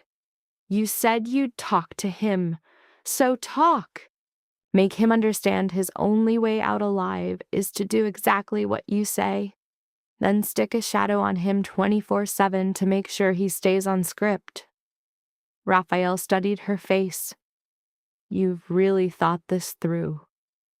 I've had a lot of time on my hands, and Catherine's been teaching me. Elena reached for Sophia as the baby started fussing. Besides, you told me to be smart. Killing Peter is the easy way out. Using him is harder, but the payoff is way bigger. Vincent, what's your take? Vincent closed his laptop. Looks like your partner just became your top strategist. It's a solid plan, risky but solid. Marcus, the big guy, just shrugged. I'm always down to set a trap. Beats waiting for them to hit us again. Raphael stood up, walking around the island to Elena and Sophia. He kissed her forehead gently. All right, we'll play it your way, but you need to be there for the interrogation. Elena's head shot up. Me? You came up with the plan. You need to see it to the end. Raphael's look was piercing. And I want Peter to see who he put in danger. I want him to look at Sophia and get what his betrayal almost cost us. That's some serious psychological warfare. That's effective, Raphael said, throwing her own words back at her. Catherine will be with you. If it's too much, you can leave, but I think you need to be there. Elena thought about it. Thought about facing the guy whose intel almost got her killed, making him look at Sophia to see what his choices nearly obliterated. Okay, she finally agreed, but I need an hour to feed her and get myself together. You've got 2. The meeting with Antonio Morelli isn't until this afternoon. Raphael checked his watch. That gives us time to deal with Peter first, before we tackle the bigger problems. The next hour was a total whirlwind. Feeding Sophia, taking a shower, and trying to find clothes that didn't irritate her healing incision. Catherine appeared out of nowhere with perfect options. Black pants, a soft sweater, flat boots. You need to look calm, not scary, Catherine instructed. Let Raphael be the monster. You're the human consequence. They got to the suburban safe house just after 10. It looked just like every other house on the street. Perfect lawn, a 2-car garage, even a basketball hoop. The inside, though, was a fortress. Cameras in every corner, reinforced doors, and right in the middle of it all, Peter Chen was handcuffed to a chair. He looked like a train wreck. Mid-30s, Asian American. His normally perfect hair was a mess, and his eyes were puffy and red. The second Elena walked in holding Sophia, He flinched. Mr. Chen. Raphael's voice was way too calm. Thanks for coming. I didn't have a choice. Peter's voice trembled. Your guys broke into my house and dragged me here. Correct. But you had a choice 8 weeks ago when you decided to sell out my entire operation. Raphael took a seat across from him. Want to tell me about it? Peter's eyes darted to Elena and Sophia, then looked away fast. I don't know what you're talking about. Don't insult me. We've seen your bank account. We know about the cash. We know you've been leaking secrets to one of Caleb Voss's goons. Raphael's voice turned lethal. What I don't know is why. Silence. Raphael leaned in. You've been with me for 8 years. I paid you good money, treated you right. Never gave you a reason to worry. So why stab me in the back? More silence than a choked confession. My daughter. Elena felt a wave of cold dread wash over her. What about your daughter? Peter looked right at her for the first time. She has leukemia. The treatment? It's experimental. Insurance won't touch it. I couldn't afford it. I was going to lose her. So you went to Caleb Voss for the money? Raphael's tone was dead. I went to a lawyer with a reputation. I told him I was in trouble, that I had access to good info. He made the connection. A week later, I got an offer, $50,000 up front with more to come for regular updates. Peter's voice started to crack. They promised it was just financial stuff for market research. I had no idea. I didn't know they'd try to kill my family. Raphael's voice was like a shard of ice. What did you think was going to happen, Peter? You work for a criminal organization. You had to know intel on me wasn't for some legit business deal. I thought maybe it was about taxes or something, not murder. Peter was sobbing now. I have a 6-year-old girl. She's sick. What was I supposed to do? Elena was completely split. One part of her felt the pain of a parent willing to do anything for their kid. The other part wanted to scream at the man who almost had her and Sophia wiped off the map. You were supposed to come to me, Raphael said quietly. You were supposed to trust that I take care of my own. Instead, you sold me out and put every single person in this organization at risk. I'm sorry. Peter's voice was barely a whisper. I am so sorry. Raphael got up and walked to the window. Sorry doesn't fix this. Sorry doesn't delete the intel you sold. Sorry doesn't get our security back. I know. Do you? Raphael spun around. Do you get that your intel let a hit squad into a hospital to try and murder Elena while she was recovering from a C-section? That your betrayal almost made a newborn an orphan? Peter stared at Sophia, fresh tears rolling down his face. I didn't know. They said it was just business info. And you believed them because it was easier than facing what you were really doing. Elena's voice was dead level, a total mismatch for the inferno blazing inside her. You made your choice, Mr. Chen, a world-ending one, and now you get to deal with the fallout. So are you gonna off me? Raphael's smirk was pure ice. That, my friend, is 100% up to you. He laid out the whole scheme, the cooked books, the fake intel, the perfect trap. Peter would keep up his texts, but every single word would now be ghostwritten by Raphael's crew. One wrong move. One tiny hint he's been flipped, and his daughter grows up without a dad. So, do we have a deal? Raphael asked. Peter nodded like a bobblehead on meth. Yes, yes, anything you say. Just keep my family out of this. Your family? Raphael's laugh was straight poison. I'm not the guy who put your family in the crosshairs, Peter.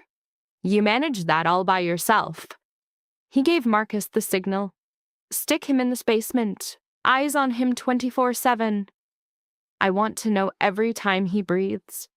And just like that, Peter was gone. Elena stood there, rocking Sophia, just trying to process the absolute chaos that just went down. You good? Raphael asked, his voice low. I don't know. Part of me actually feels bad for him. His kid being sick, how desperate he was. And the other part of you wants him to burn for what he did. Yeah. Elena looked right at him. Does that make me a monster? It makes you human. Raphael pulled her close, careful with Sophia between them. Peter made his bed. He could have come to me, he said. He could have asked for help. I would have paid for his daughter's treatment, no questions asked. Instead, he chose to screw me over and nearly got you killed. My empathy only goes so far. So what happens to him after he's served his purpose? Raphael's expression was a total blank. That all depends on how useful he is and just how bad the damage he's already done turns out to be. Elena got it. Peter was on a timer, his life hanging by the thread of his usefulness. When that thread snapped, so would Raphael's mercy. We gotta go, Raphael said, glancing at his watch. The sit-down with Antonio Morelli is in 2 hours. I need you there. At the meeting? Elena's shock was probably written all over her face. You're part of this whole mess now, and Antonio needs to see with his own eyes what his grandson's greed almost destroyed. Raphael's smile was a chilling shadow. Besides, you're a human lie detector. I need you to tell me if the old man is legit. Their convoy, 3 blacked-out SUVs in perfect sync, sliced through the city toward the main safe house. Sophia was out like a light in her car seat. Totally clueless, her mom was about to walk into a room with one of Chicago's biggest boogeymen. Catherine got Elena suited up in new battle armor. A fresh outfit, slick but low-key, that didn't scream money or weakness. You need to look like you own a seat at that table, she said. Not a trophy, not a pawn, but a queen. The showdown was at one of Raphael's restaurants, a lockdown sanctuary for this little war. Antonio Morelli, punctual as the Grim Reaper, showed up with 2 guys who looked like actual mountains. Antonio himself was smaller than Elena pictured, maybe 5'8", slim in a suit that cost more than a year's rent. His silver hair was perfect, his face was a roadmap of a hard life, but his eyes were like laser-guided missiles. His gaze landed on Elena and Sophia, and for a split second, something in them went soft. Raphael, I wasn't told this was a bring-your-family-to-work day. It's not, Raphael gestured to the table. But I wanted you to see the life your grandson gambled away when he made a play for my spot. Antonio sat down while his goons took up positions by the doors. My grandson makes a lot of moves without my approval. But you didn't call this meeting just to show off your cute family, nope. I called it to find out if Marco is a lone wolf or if you sicked him on me. Raphael's voice dropped 10 degrees. Because the hospital hit, the hired guns, the coordinated strikes. That takes an organization and serious cash. Your family's cash. Marco has his own funds, not $2 million worth. A manila folder slid across the polished wood. I tracked the money. It's all bleeding from accounts linked to your shipping empire. Antonio flipped open the folder, his eyes scanning the pages like a machine. His face was pure stone, but Elena caught one tiny muscle in his jaw that screamed he was busted. I see, he said finally. And you think I okayed this? I think Marco got his hands on cash way above his pay grade. Whether you handed it to him or he stole it is your problem. It became my problem when he used it to hunt my family. Antonio set the folder down like it was a bomb. If, and I'm not saying it's true, but if Marco acted like a moron, what would you call a fair solution? Marco is out, publicly, for good. He issues a formal apology, and he pays back for every single thing he broke. Raphael's voice was pure, unbending steel, and you will guarantee it never happens again. And if I can't give you that guarantee, then I handle Marco myself. We both know how that movie ends. A dead silence hung between them as they stared each other down. Elena just held Sophia, a quiet spectator at this high-stakes death match. It was a negotiation, but every word was dripping with threat. Raphael was giving Antonio a clean way to put his own dog on a leash or start a war that would torch them both. Finally, a razor-thin smile touched Antonio's lips. "You've gotten gutsy, Raphael. I remember when you were just a careful kid who respected his elders. I was younger," he said, "and I had a hell of a lot less to protect." Raphael's eyes flicked over to Elena. "Times change, you got that right." Antonio stood up. "I'll have a chat with Marco. If what you're saying is legit, and I'm not saying it is, he'll have a reckoning. A family reckoning. That's gonna have to be enough." "It better be." Raphael's voice was a quiet promise of total destruction. "Because if he makes one more move on me, our deal is off." "And you know what happens next?" Antonio gave a slow, heavy nod. "Understood. Give me 48 hours." Then he and his crew were gone. The second the door clicked shut, Vincent stepped out from a back room. "He knew," Vincent said flatly. "He knew exactly what Marco was up to." "I know," Raphael said, pouring a drink. "But he's old enough to know what the price of a fight is just too damn high. He'll pull Marco back, probably strip him of everything. That kills the immediate problem." "What about Danny Mori?" Elena asked. "He's not one of Antonio's guys." "No, but Antonio has major pull with Sal's crew. If we go with your plan, expose Caleb for framing Michael, Antonio can help sell it as justice, not us backing down." Raphael slumped into a chair. "It's all about the spin. We have to be the ones writing the story." The next 24 hours were a controlled hurricane. Raphael's lawyers put together the ironclad proof of how Caleb sacrificed Michael Morelli. Vincent leaked the story to reporters who lived to tear down corrupt officials. Catherine and Elena wrote a statement from Michael's point of view as a dying man, a guy whose name was cleared way too late to get back the years they stole from him. When the story hit, it was a firestorm. Caleb Voss wasn't just dirty. He was a guy who wrecked lives to get ahead. Michael Morelli became the poster boy for a broken system, a tragic hero whose stolen life made the public absolutely furious. Danny Morelli showed up at Raphael's office 3 days later. Elena was supposed to be at the safe house, healing up with Sophia. But Catherine's call was urgent. So Elena came, her whole body screaming at her to go back to bed. Danny sat in his waiting room, looking way smaller than his photo, just a kid eaten alive by rage and sadness. When Raphael called him in, Elena went too, with Catherine right behind her. Danny looked up, his eyes locked on Elena and the baby, and his tough guy act completely shattered. "I didn't know," he blurted out. "I swear to God, I didn't know they'd go after a pregnant woman. I was just so twisted up with rage about Michael.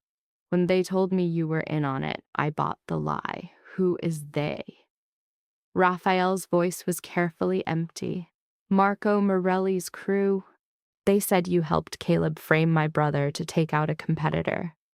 Danny's hands were shaking. I wanted payback. I wanted everyone who hurt him to feel what he felt.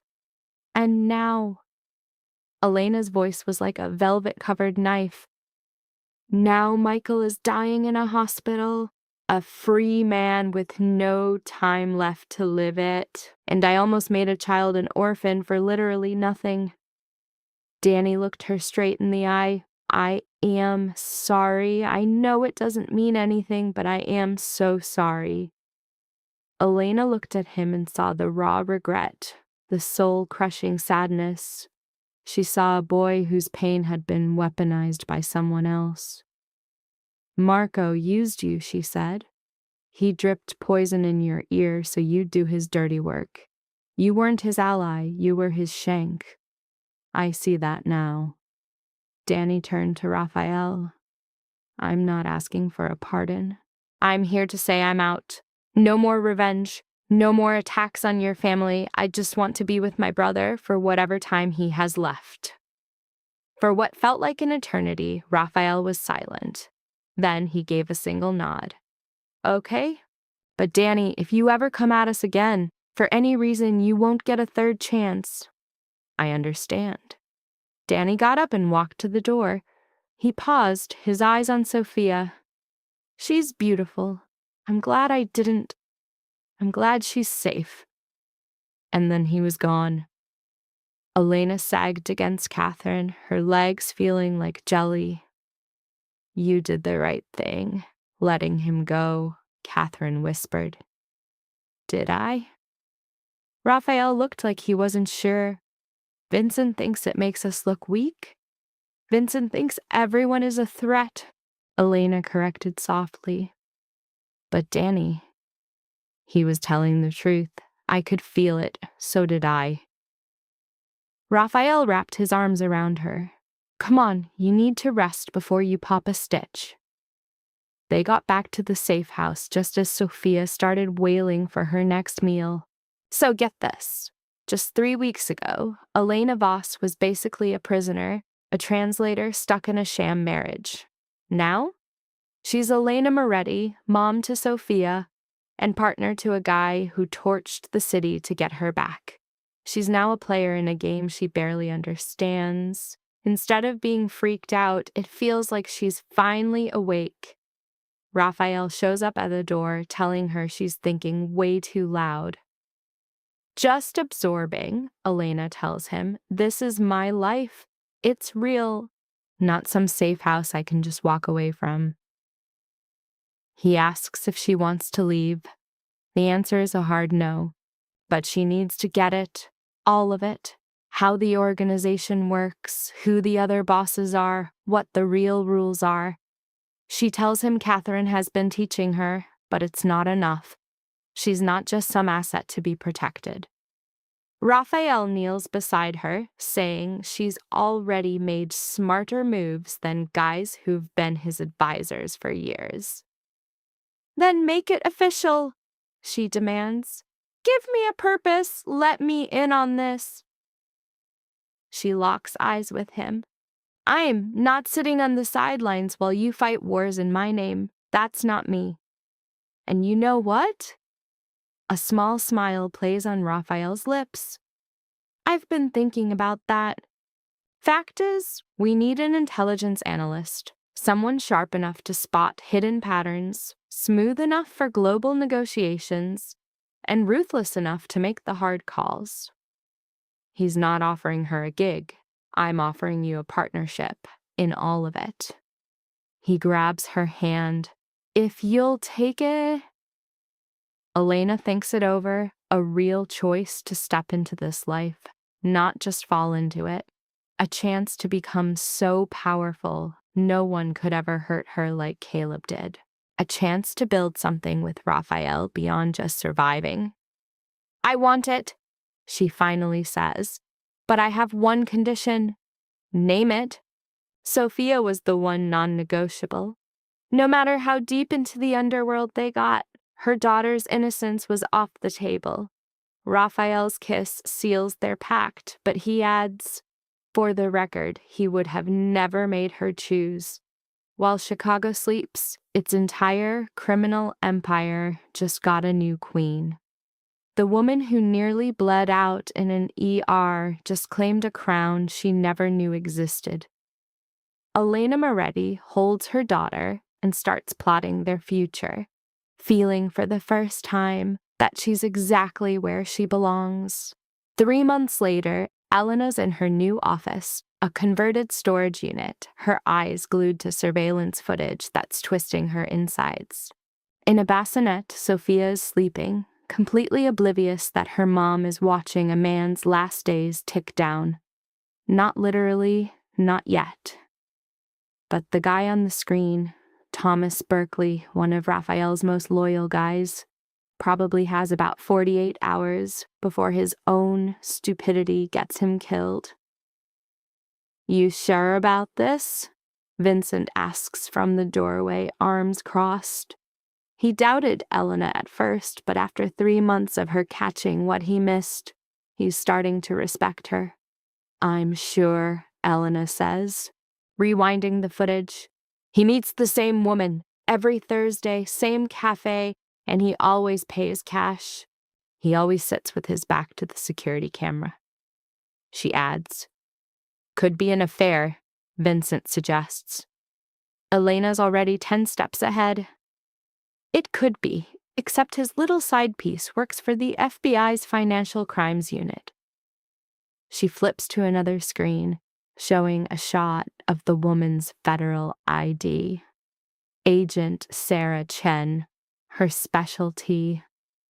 Money laundering. A quiet curse slips from Vincent.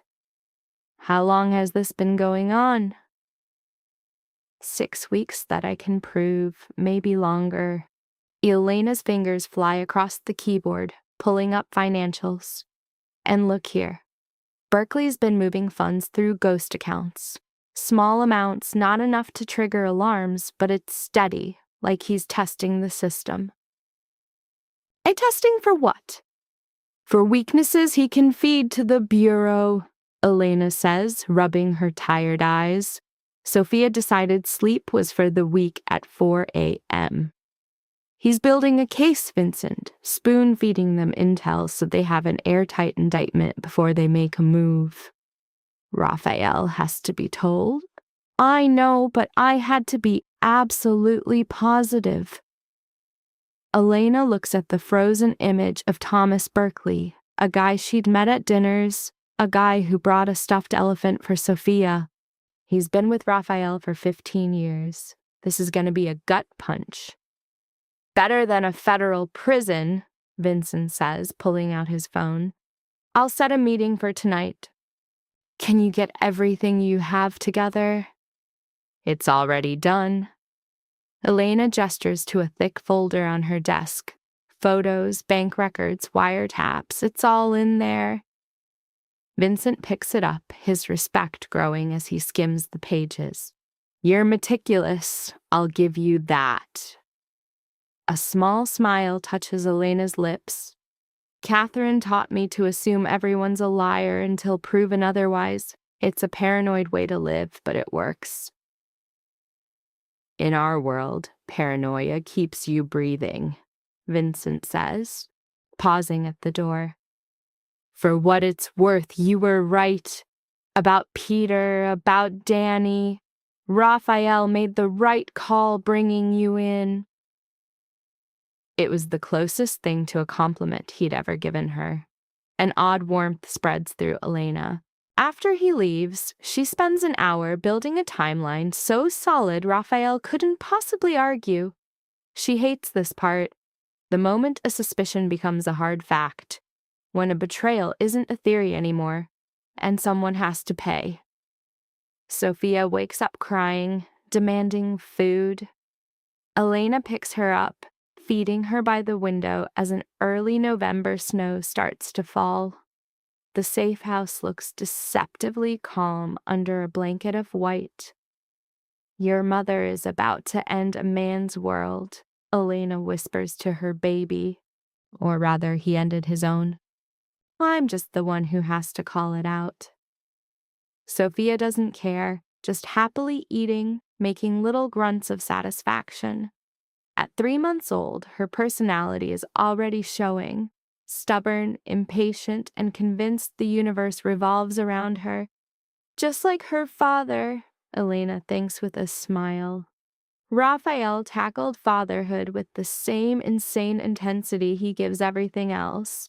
He mastered diaper changes like a military op, could decode Sophia's cries, and turned her nursery into a fortress that could protect a head of state.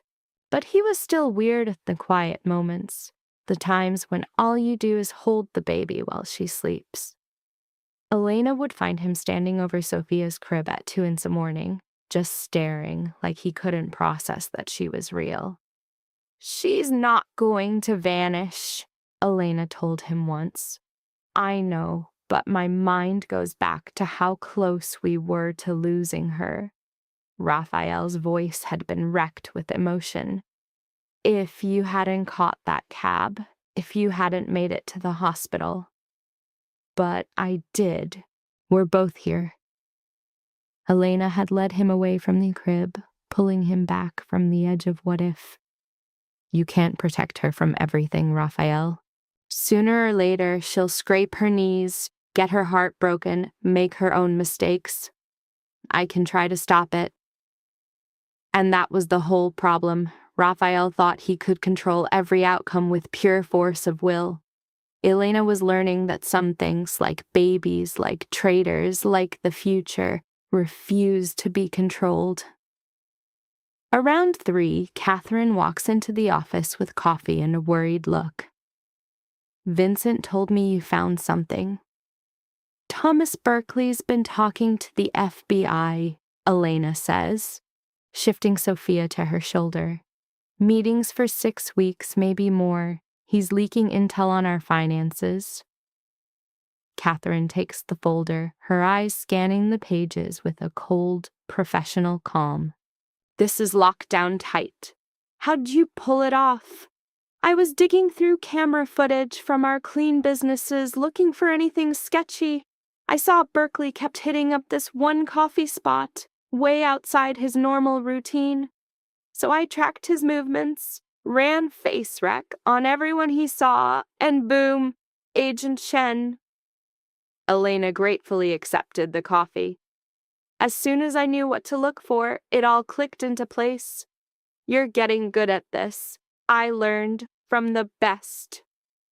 Elena saw Sophia's eyes close, totally content and passed out.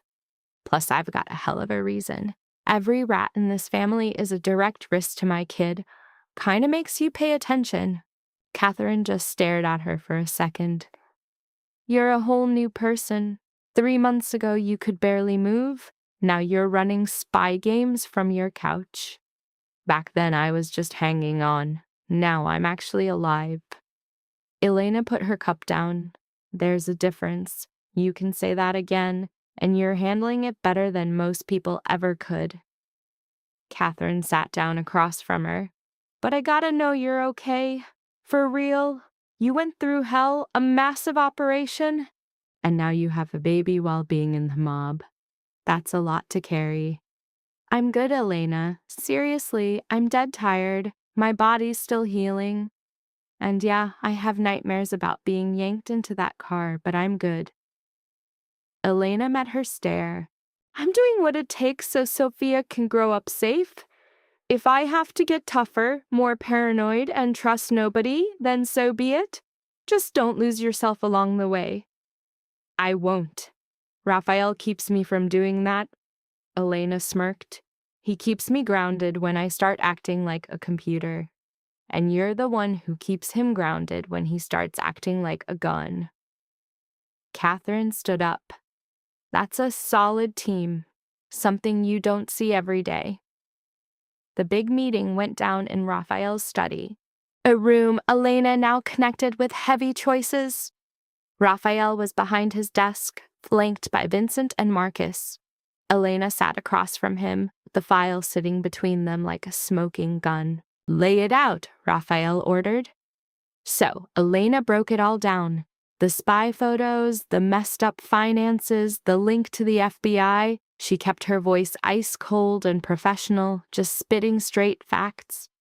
Raphael's expression was a blank slate, but his knuckles were white from gripping the desk.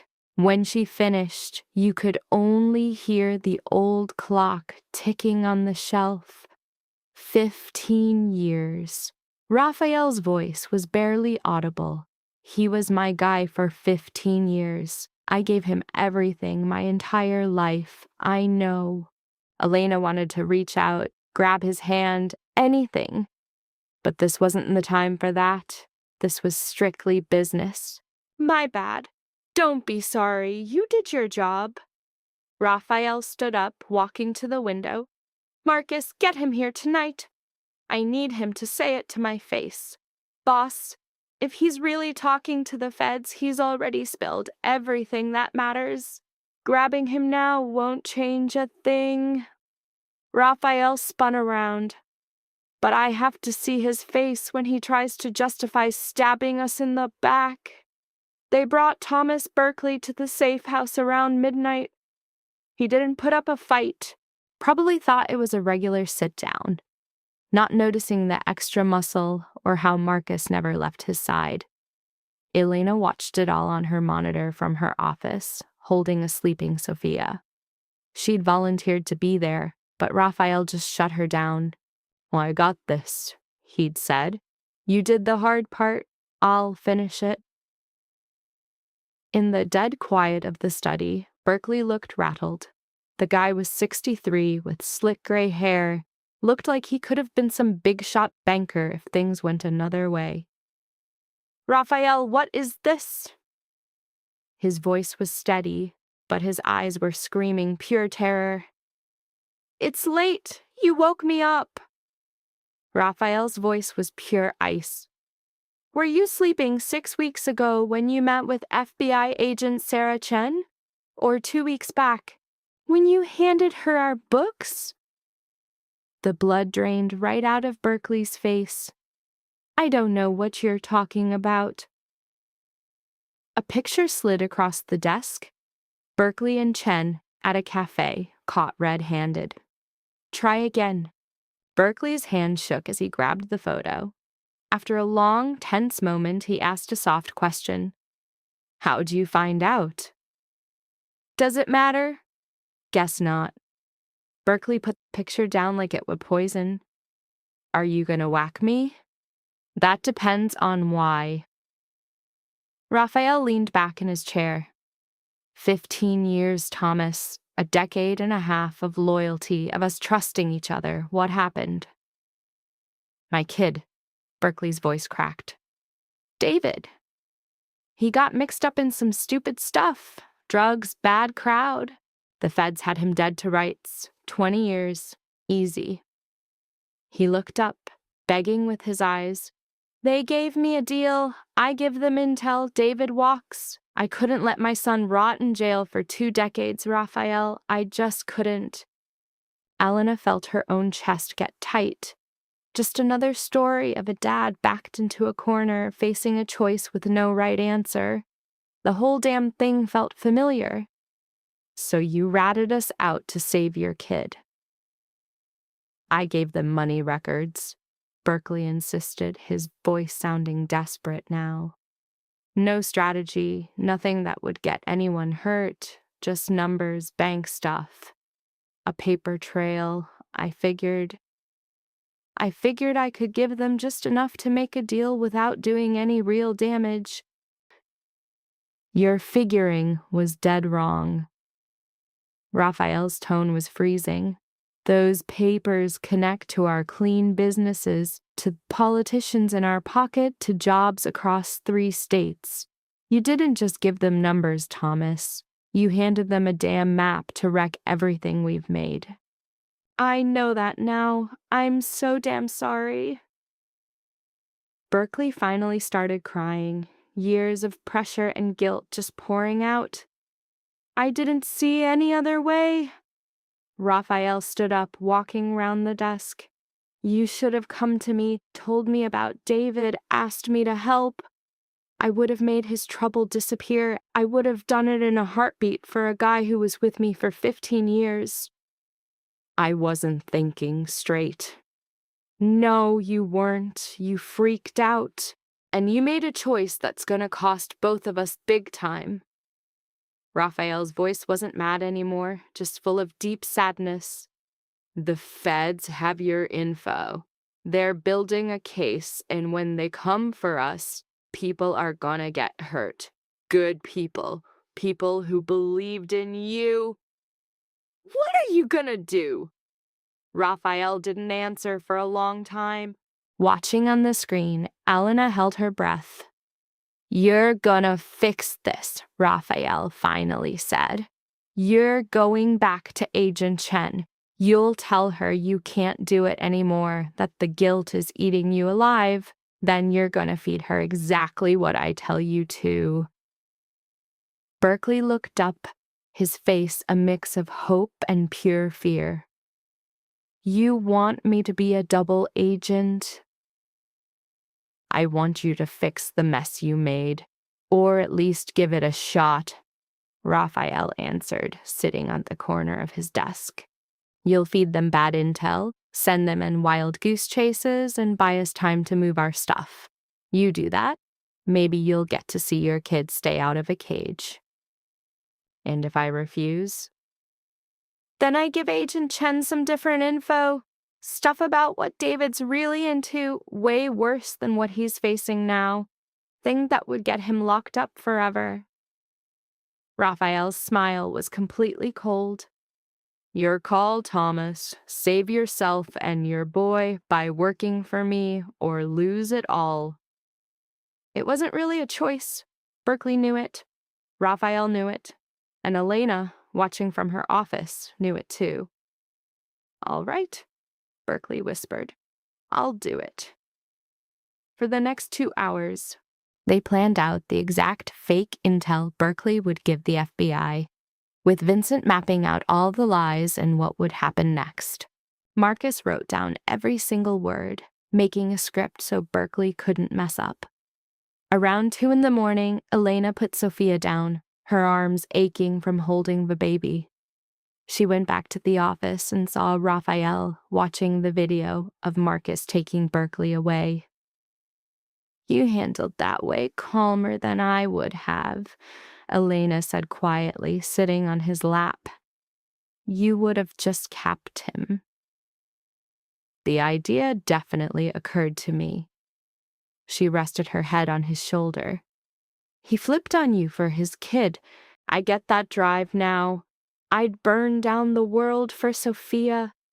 I know you would, me too. Raphael's arms tightened around her. That's why this is so damn hard. I can't even really hate the guy because I get exactly why he did it. But you can't just let something like that slide. Nope. In this world, being weak gets you a toe tag. He was totally spent. If these guys think they can cross me and walk away, the whole damn thing comes crashing down. So, Thomas has to be the example, a ghost story they tell new recruits. And if the feds find out he's feeding them garbage, he and his kid do hard time and we're no worse off. Raphael pulled himself and Elena to their feet. Come on, it's late. You haven't slept more than 4 hours straight in 3 months. Just as they hit the bedroom, Raphael's phone buzzed. He peeked at the screen, frowning, then shot back a quick text. What is it? Antonio Morelli wants a sit-down tomorrow morning, his turf. Raphael set the phone down. Says it's urgent. A rock dropped in Elena's stomach. It's Marco, has to be. Antonio's tried to put a leash on that kid, but he's off the rails. Wouldn't be surprised if he's making another stupid play. Raphael pulled her in. We'll deal with it tomorrow. Tonight, let's just be parents, not mob bosses. Morning came way too fast, with Sophia screaming for breakfast. Elena fed her while Raphael hit the shower, then they swapped. Catherine showed up at 8 with fresh intel. Marco Morelli was spotted at a Southside construction site yesterday, she said, slapping photos on the kitchen table. Supposed to be neutral ground, but he rolled up with 15 guys packing heat. He's planting a flag, Raphael said, studying the pics. That site's been up for grabs for months. 3 different crews think it's theirs. Now Marco's trying to be number 4. Vincent walked in with coffee, looking like he'd seen a ghost. Word on the street is he's butting up with the smaller crews, anyone pissed about the current power structure. He's building an army. Elena shifted Sophia on her hip. How many guys would actually roll with him if he made a real move? Hard to say. Maybe 50, maybe more, Vincent said, slumping into a chair. Antonio's meeting is probably damage control. He wants to snuff this out before it turns into an all-out war. The meeting was set for a warehouse in Bridgeport, deep in Antonio's territory. Raphael was dead set on Elena staying behind, which she totally saw coming. What he didn't see coming was her countermove. I want a full audio hookup, a live feed, Elena said, her voice solid steel. If this goes south, I need to know immediately so I can get Sophia somewhere safe. Raphael looked ready to argue, but Catherine just nodded. She's right. If a war's about to pop off, we need the first warning shot. They set up the link in Elena's office. Catherine stayed with her, both of them glued to the audio stream while Sophia slept. Elena heard Raphael's car pull up, the groan of the warehouse door, and then Antonio's voice. Thanks for coming, Raphael. Antonio's voice sounded heavy, like he was carrying the world. We've got a situation. Marco and the guys he's with. Antonio let out a deep sigh. My grandson's been making moves I didn't know about. He cut deals with people I told him to stay the hell away from. The Russians, Raphael, the Vulov organization. Elena and Catherine shot each other a look of pure panic. The Vulovs were legendary nutjobs, unpredictable, psycho, and zero mercy. If Marco was in bed with them, things were about to get a whole lot bloodier. How deep does this go? Raphael's voice was perfectly calm, like he was ordering a coffee. Deep enough that they're running guns through his turf. Deep enough that he promised them a cut of whatever he takes from you. Antonio sounded dead inside. I tried to stop him. I threatened him. I cut his cash flow. I kicked him out of the family business. It's useless. Then you need to do what you should have done 3 months ago. Kill my own grandson. Antonio's voice cracked with pain. He's blood, Raphael. My own damn blood. I can't just... Yes, you can. Raphael's voice was like ice. And you will, if you want to stop a war that'll wipe out both our families. Marco made his choice. He picked the Vulovs over you. He picked ambition over loyalty. That's on him, not you. A long, dead silence. Then Antonio, his voice just a whisper. I can't do it. I can't kill my own blood. Then I will. Raphael's words were a death sentence. But let's be real clear, Antonio. If I handle Marco, it won't be quiet. It'll be a freaking billboard that says nobody messes with me or my family and lives. Please. Antonio's voice was broken. Just give me one more shot. Let me try to talk him down, make him see. You got 24 hours. After that, Marco becomes my problem. Raphael's footsteps started walking away. And Antonio. If you tip him off, if you help him run, you and I are done. The audio clicked off.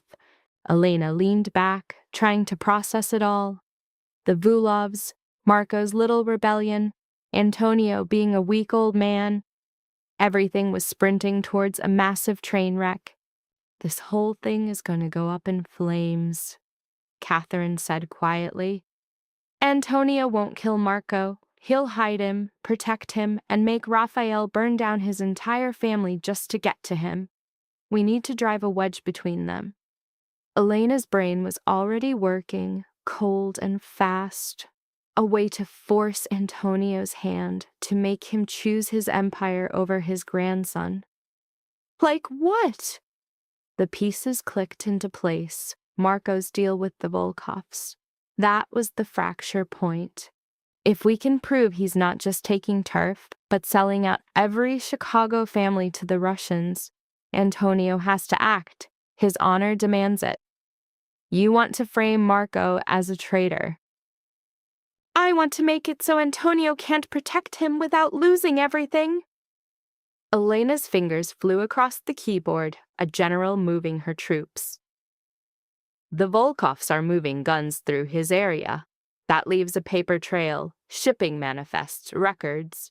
If we leak those, prove the alliance to everyone, Antonio either cuts Marco loose or loses his entire kingdom.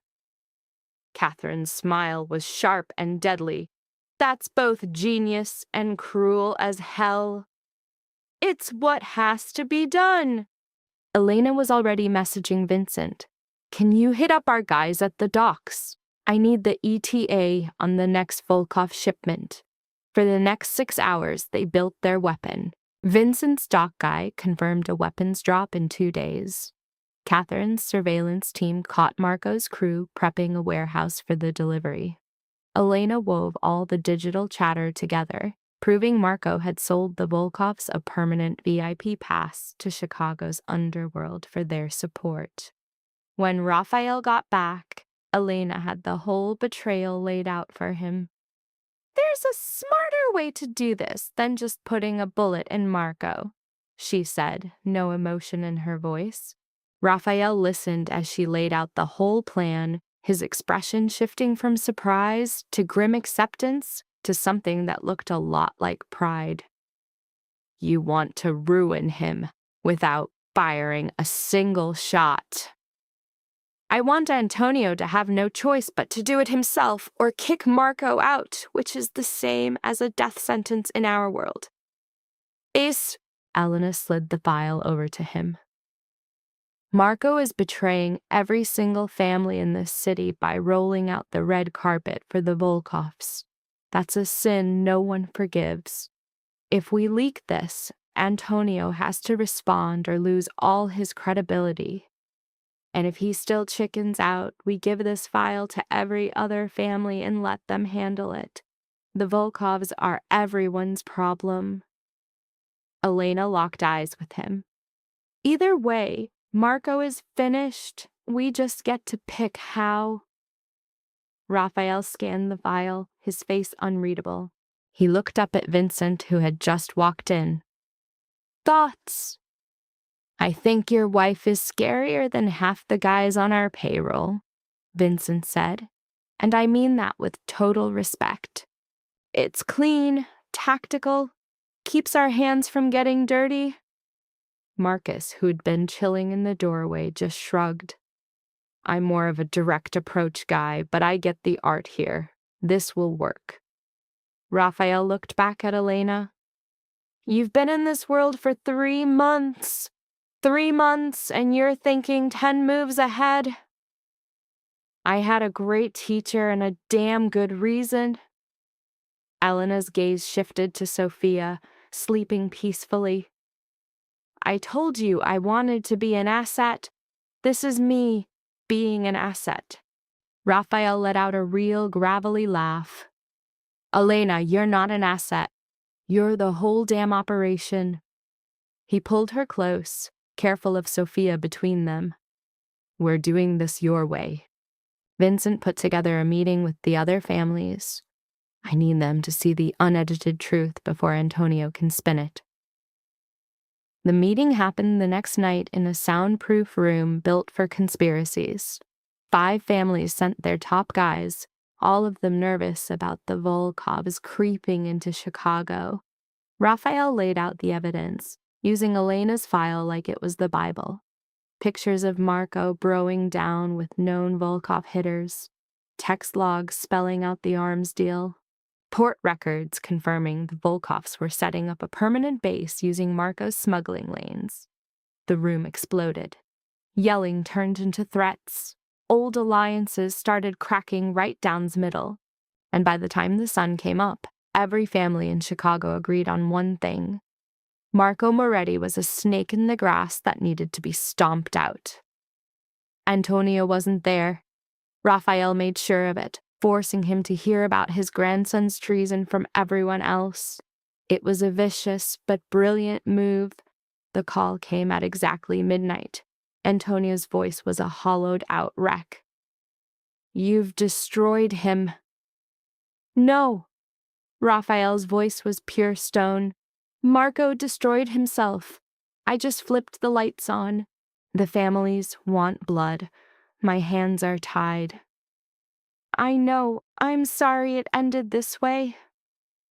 "Are you?" Antonio's laugh was pure acid. "You got exactly what you wanted. Marco is gone, the Volkovs are blocked, and your hands are perfectly clean."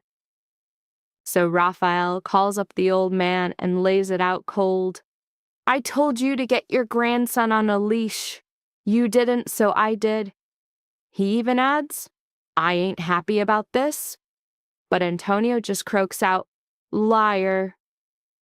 It's over. Marco's getting dealt with in 48 hours. The other families are getting their payback. Raphael hangs up and looks at Elena, who heard the whole thing. He asks how she's feeling after basically green-lighting a hit. You'd think she'd be a wreck, right? Nope. A total ice queen. She says, "I feel like I just protected us." That's it. Marco was about to kick off a turf war. Now he's not. End of story. Raphael can't believe it. "You're good with this." "I'm good with keeping Sophia safe," she says. "And if that means wrecking anyone who threatens her, then yeah, I'm at peace." Her stare is solid steel. "Does that make me a monster?" He's like, "It makes you a survivor, a queen." He pulls her in, totally floored. "I knew you were smart, but damn, I had a great teacher," she says, "and I've got a lot more to learn." He's like, "Oh, you will." Raphael just calls her his brilliant, merciless partner. Then, right on cue, baby Sophia starts crying. Elena scoops her up, breathing in that innocent baby smell.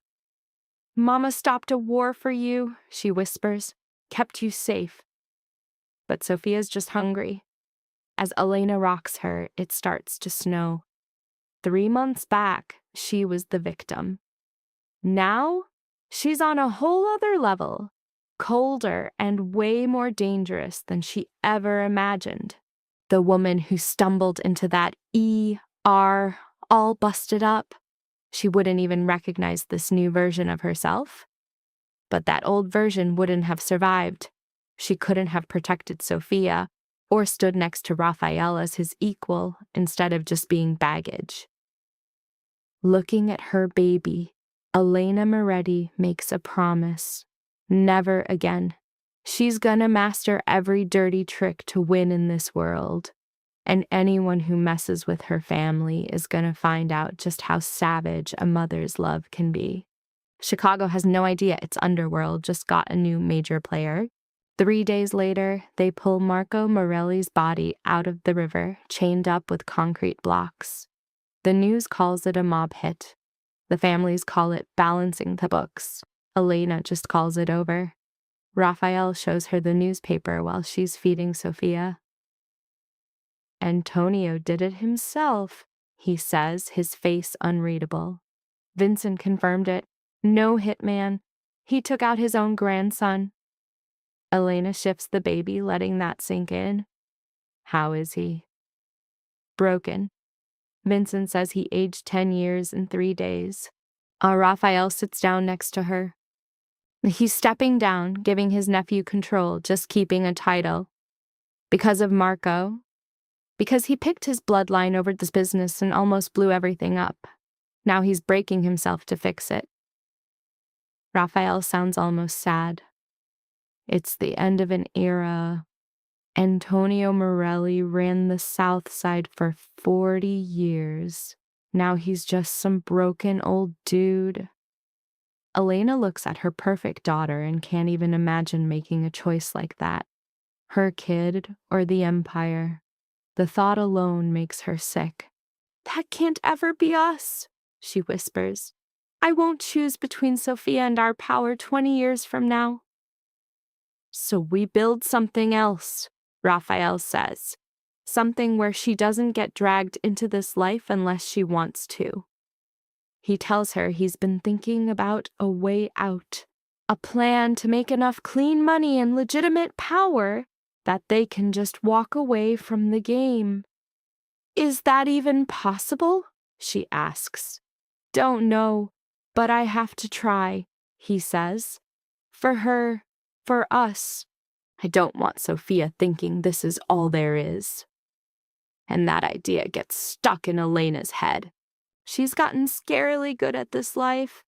The violence, the schemes, all of it. But she's not going to call this place home. She refuses to let Sophia grow up surrounded by bodyguards and locked doors.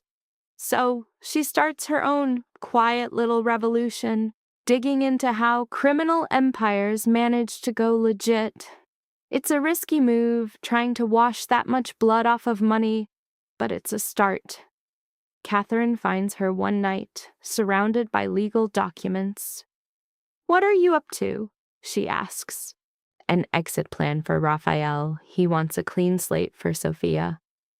Elena rubs her eyes. "I'm just trying to figure out the first move." Catherine looks at the papers. This is way more than a move, it's a total reboot. "I'm building a new world next to this one," Elena explains, showing her a spreadsheet.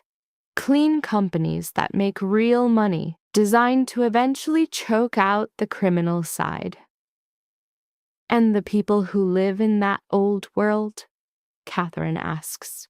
That was the one problem that kept Elena up at night. Hundreds of people worked for Raphael and thousands depended on the money he generated. You can't just flip a switch. "We move them over," Elena says. "Offer them jobs in the clean businesses, train them, give anyone who wants it a way out." She looks Catherine dead in the eye. "I know it's a long shot, but this life has a shelf life. One screw up, one lucky Fed, and the whole thing comes down. Better to take it apart ourselves." "You really think you can do it?" "For Sophia," Elena says. "I have to." Elena looks at her sleeping daughter. "I won't let her grow up thinking power is a weapon and love is a weakness." A long beat of silence, and then Catherine smiles. "You know what? You might actually pull it off. You've got the smarts and the raw nerve for it." "I'll need help." "You've got it, whatever you need." Catherine pulls up a chair. "All right, let's start drawing the map." They stayed up all night, sketching out a plan that would take years but promised to one day get them all out. The plan was insane, maybe even impossible. But to Elena, impossible was just a problem that needed a smarter angle. The first real curveball, though, came from somewhere totally unexpected. For 2 months, their guy Thomas Berkeley had been feeding the FBI a bunch of bogus info, sending them on a wild goose chase while Raphael's operations went dark. It was a perfect plan until Berkeley slipped up. He mentioned some property that didn't exist in their fake narrative. Agent Sarah Chen caught it instantly. Within 24 hours, the feds knew he was a double agent. By 48, he was arrested. Vincent drops the news like a grenade. "Berkeley's in federal lockup. He's already talking, not about us, not yet, but he's spilled the beans on the whole fake trail." Raphael's jaw tightens. How bad is it? "Hard to say. The misdirection bought us time. Our key assets are ghosts. But Berkeley knows things, and they'll use his son to make him trade us. I know, Raphael says, pacing. Do we have anything on this Agent Chen? Nothing that won't make it worse. She's a straight arrow. And now she's pissed we played her for a fool, Vincent replies. But, Vincent says, there's another angle. Berkeley's kid, David, the one who started all this. A sick feeling hits Elena's stomach. What about him? He's in a halfway house as part of his dad's deal. If David were to, say, have a little relapse and violate his parole, the whole deal falls apart. Berkeley has no cards left to play, and the FBI loses their key witness. Elena's voice is pure ice. You'd wreck a kid to shut his father up? I'd create a situation, Vincent says calmly, where Berkeley has to choose. We don't have to hurt David. We just need to make sure he messes up bad enough to get locked up again. So he's still going on about taking out the kid. Look, that boy's choices already blew up his own dad's life and almost got us all whacked. I'm not going to lose sleep over serving him some karma. Vincent shot a look at Raphael. It's the cleanest option. It gets Berkeley's influence off the table with no body count. Raphael was dead silent, his expression a total blank as he did the cold, hard math of their world. No, he finally said. Vincent was floored. Boss, I said no. We are not touching David. Raphael's tone was final. Berkeley dug his own grave. His son did the same. But we don't win this war by creating orphans. The second we touch David, we tell everyone here their kids are just pawns in the game. That's a message I will never send. So what's the move with Berkeley? We burn the whole thing to the ground. Every op he knew, every account he touched, every secret route he used. We tear it all down and start over. We make his intel totally worthless. Raphael then glanced at Elena. Your take?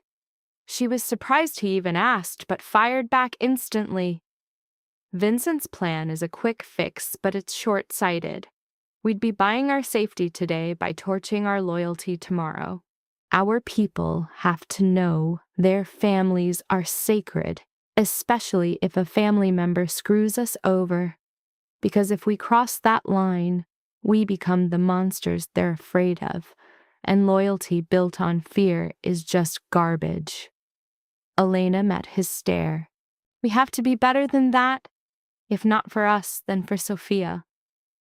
Raphael gave a slow, heavy nod. All right. We do it Elena's way. Vincent, start the lockdown. I want every single asset Berkeley was aware of erased and rebuilt within 72 hours. Vincent looked like he wanted to fight it, but just nodded and went to make the calls. Elena waited until the room was clear. Thanks for not killing David. That wasn't for you. It was because you were right. Raphael pulled her close. We can't build something new from the same old broken pieces. Sometimes holding back is a bigger power move than getting even. Catherine would call that naive. Catherine survived by turning herself into a fortress, but she's all alone in there, trusting no one. Raphael's voice went soft. I refuse to have that future for us, for Sophia. I want her to grow up knowing family is a safe haven. That loyalty is more than just being scared of the consequences. It was the most open she'd heard him in a long, long time. Without Berkeley's testimony, the FBI's case just fell apart. Agent Chen tried to salvage it, but it was all just rumors and shadows. 3 months later, the whole investigation was quietly shelved. Thomas Berkeley did 18 months for his crime.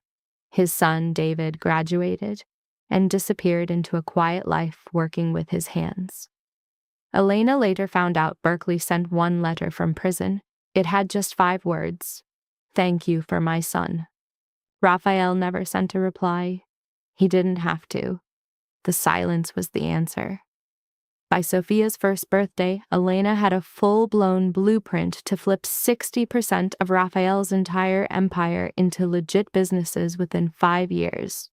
It was a crazy bold plan, packed with risk, and it all depended on his entire crew trusting him completely.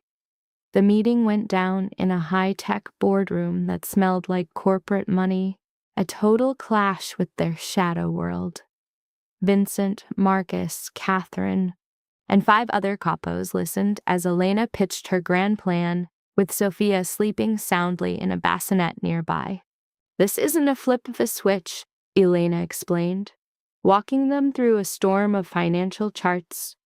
"It's a strategic retreat, a slow pivot that guarantees everyone's future with stable, clean income." "What about the guys who don't want to pivot?" Marcus cut in. "We've got guys who only know this life. You can't just turn a wolf into an accountant. They stick with the old school operations until those are no longer profitable or the heat gets too intense. No one gets thrown out." Elena showed a final chart.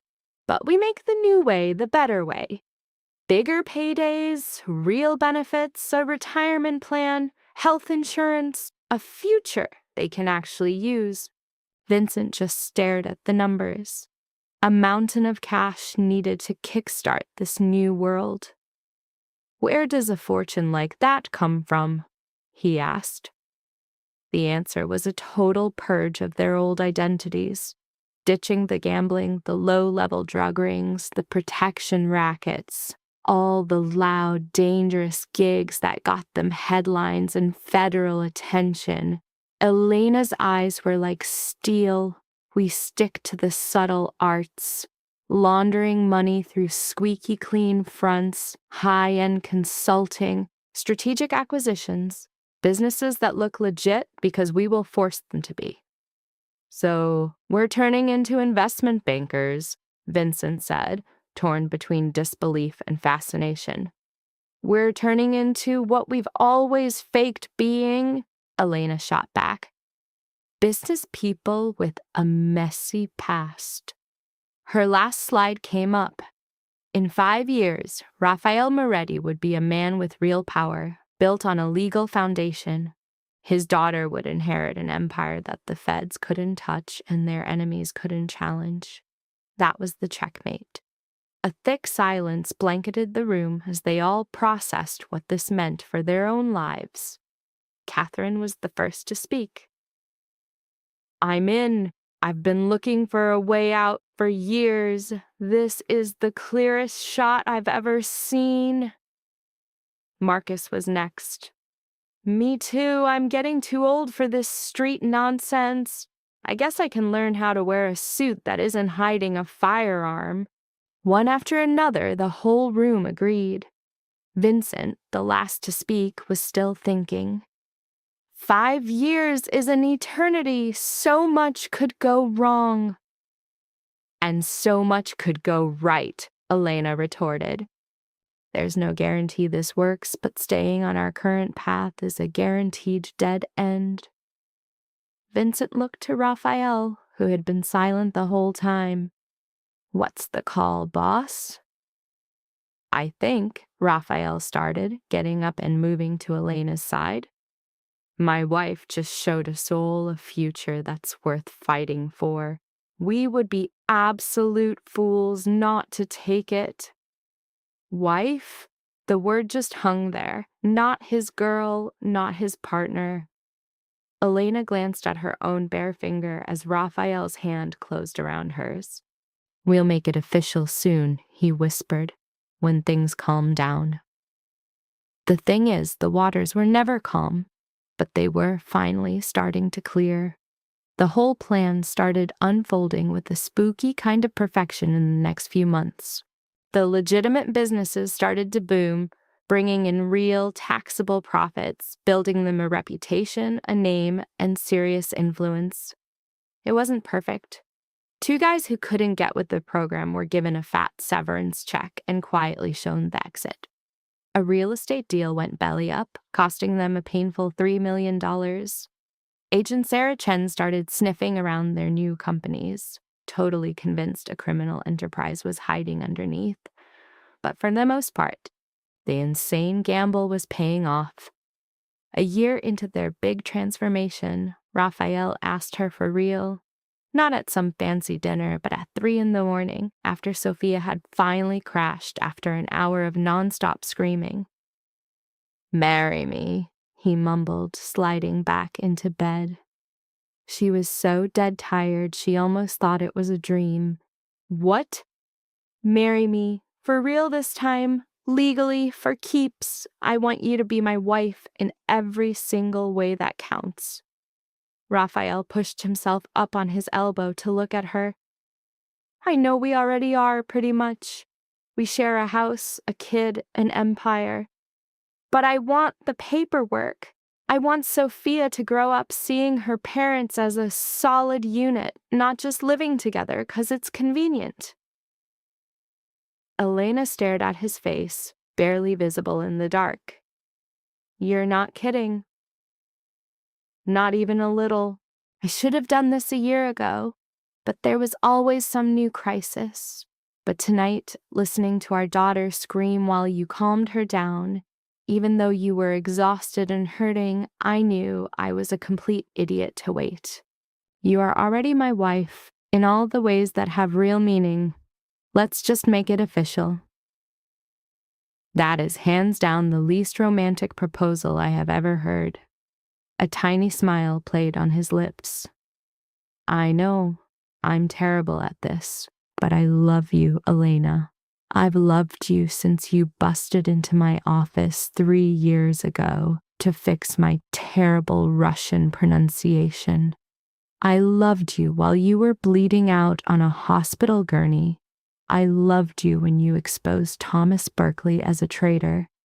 And I love you now, wiped out and covered in baby drool. You're still the most amazing woman I've ever met." Tears started streaming down her face. "You're getting better. Is that a yes?" "It's a yes." She pulled him into a long kiss. "But I want a real wedding, not some city hall rush job. I want Sophia there in a little dress, with our family watching us celebrate that we actually survived all this." "Anything you want, as long as you become my wife." They got married 3 months later in a small ceremony at the safe house, surrounded by the people who had become their real family over 2 insane years. Catherine was right by Elena's side. Vincent and Marcus stood up with Raphael. Sophia, at 16 months, a perfect copy of her dad's determination, wandered down the aisle, dropping flower petals with intense focus. Antonio Morelli sent a silver picture frame with one simple line, "Congratulations on finding something worth defending." He didn't come. Elena never expected him to. He'd become a ghost, haunted by the destruction he caused for his own grandson. The real stunner was Danny Morelli. He just showed up at the reception, unannounced, which made Marcus's hand automatically go for his weapon until Raphael gave him the signal to chill. "I'm not here for trouble," Danny said, his hands up like he was surrendering. "Just came to wish you the best, and to say thank you." "For what?" Elena asked. "Michael passed away last month, but his last 6 months were good. He was a free man, his name was cleared, and he knew his suffering actually meant something." Danny's voice was thick with emotion.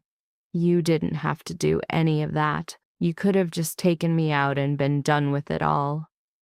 You gave my brother back his dignity right at the end. I owe you for that." And just like that, he melted into the Chicago shadows. Raphael pulled Elena close as the man vanished. You saved him, you know. You saw a third path when it was just supposed to be blood. I saved all of us, including ourselves, Elena breathed, looking up at him. My specialty is finding doors where everyone else only sees walls.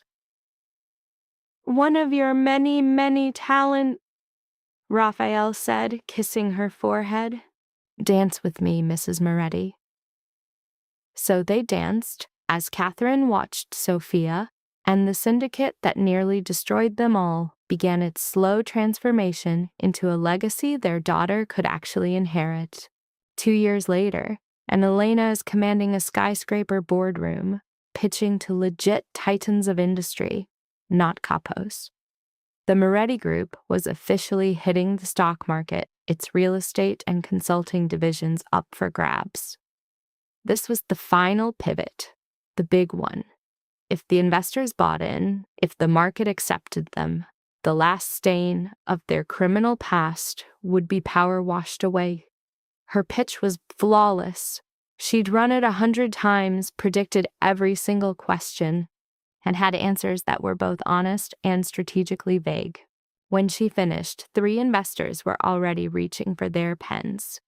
Raphael watched from the back, holding Sophia on his hip. She was almost 4 now, a bright, curious kid, totally oblivious to the violent world her parents had built and then burned down for her. Afterwards, they strolled through Chicago like a family, not a crime syndicate. Just a couple of parents getting their kid ice cream in the park, living a normal life that once seemed like an impossible fantasy. We actually did it, Raphael said quietly as Sophia bolted for the playground. 5 years, we pulled it off. Not yet. The old operations are still breathing, still making money. Elena's gaze followed Sophia to the slide. But now they're small enough to cut off without making the whole thing bleed out. So, how long until we're 100% clean? Another year, maybe 2. The gambling rackets can be sold off to other crews. The money laundering becomes obsolete when our income is legit. Elena leaned her head on his shoulder.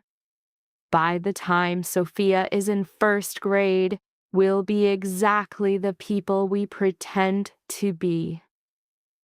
And then what? Then we just live. We raise our daughter, grow the business, and build a dynasty. Elena smirked. Maybe even pop out another kid if you're feeling brave. Raphael just chuckled. This one's already giving me enough gray hairs. But hit me up in a year. They settled into a quiet rhythm, just watching their daughter play with kids who knew nothing about her family's history. Do you ever regret it? Raphael finally asked.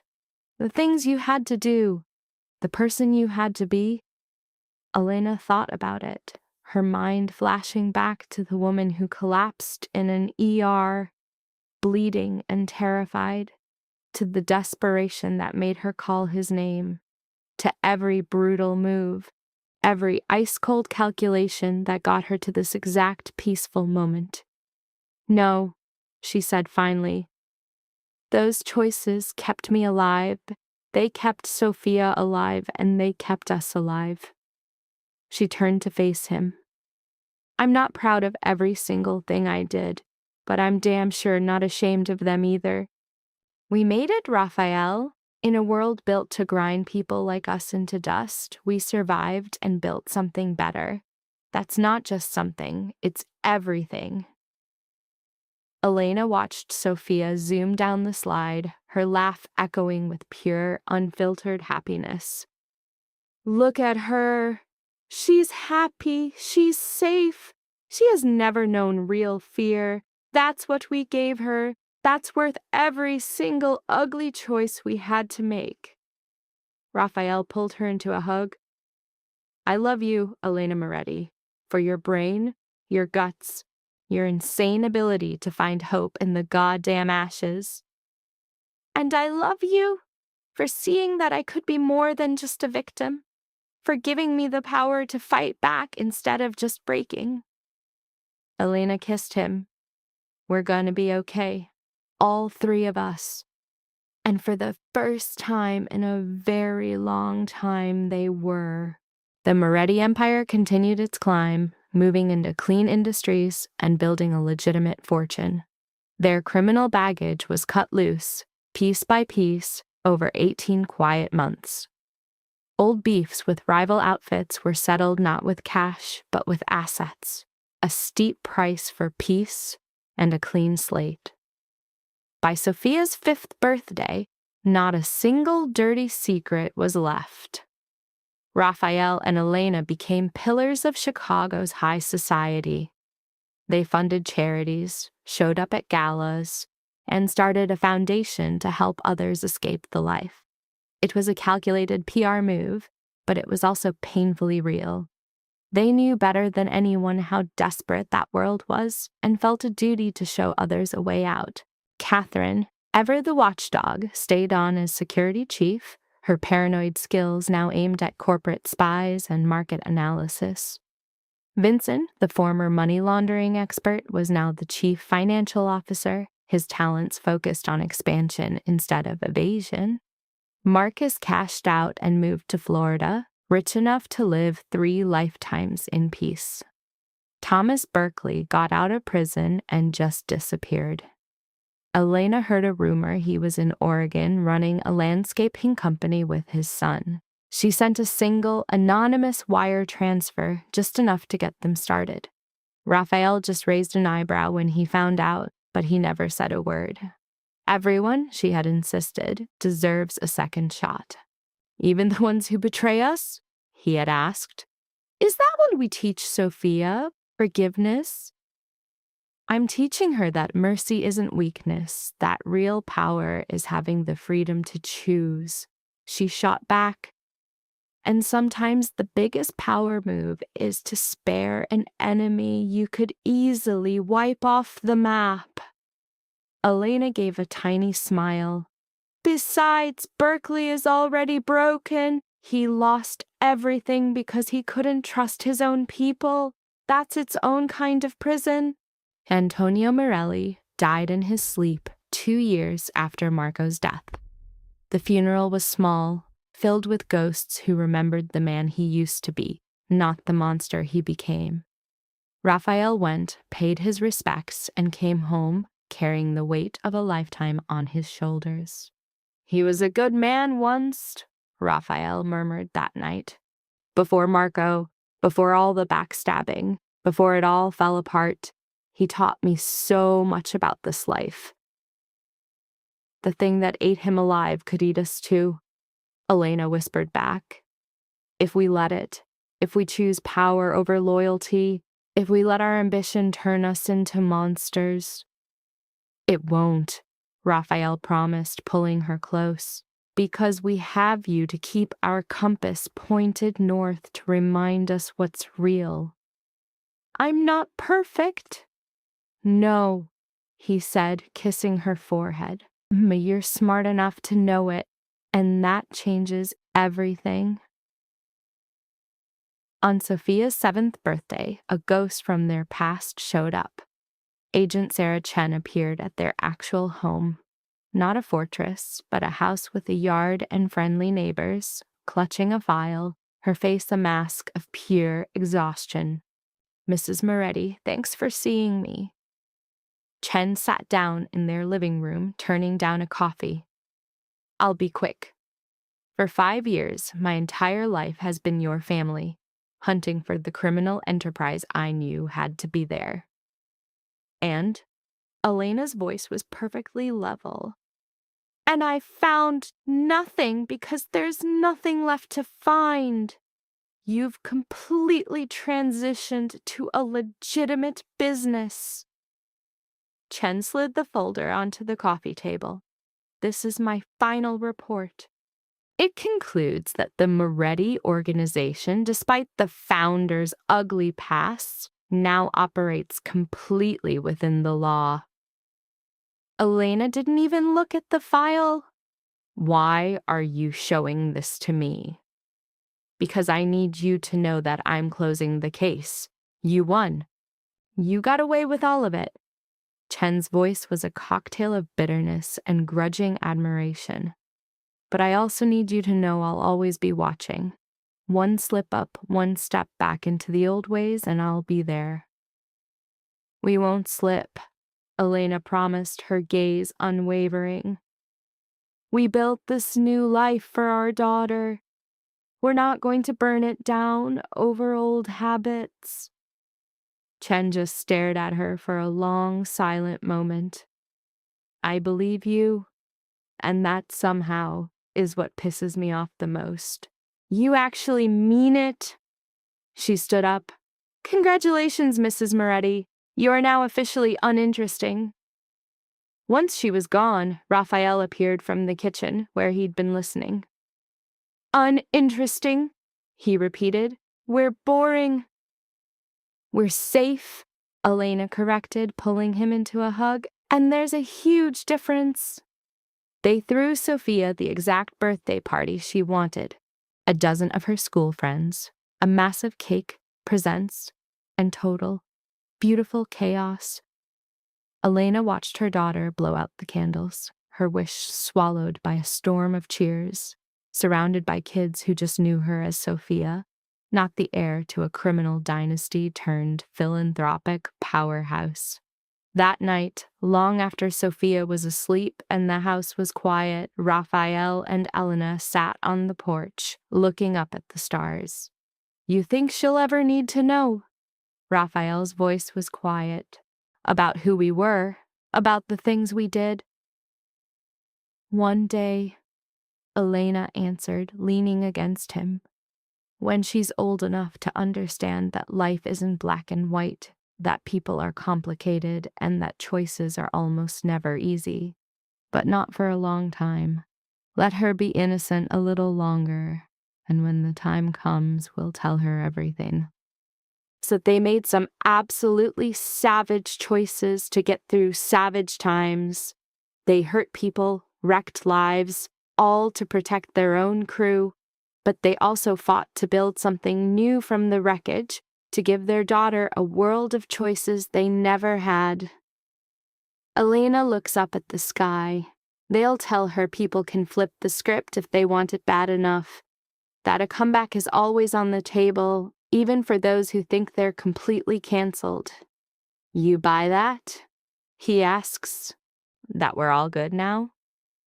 Elena flashes back to who she was, scared, trapped, and nearly checking out in a hospital. Then she thinks about who she is now.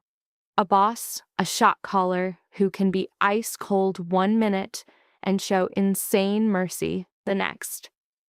She thinks about every decision that bridged that gap, every act of violence and kindness, every world they burned, and every life they created.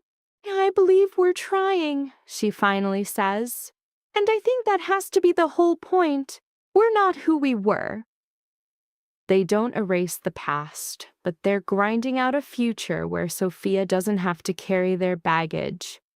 For me, that's the win.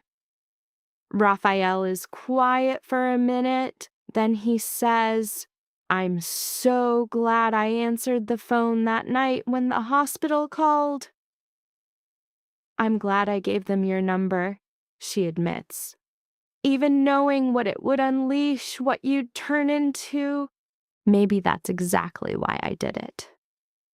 Elena turns to face him. "You asked if I had regrets about my plays. I don't, because every single one led us right here, to Sophia sleeping soundly in her room. To a life so normal, it's almost boring.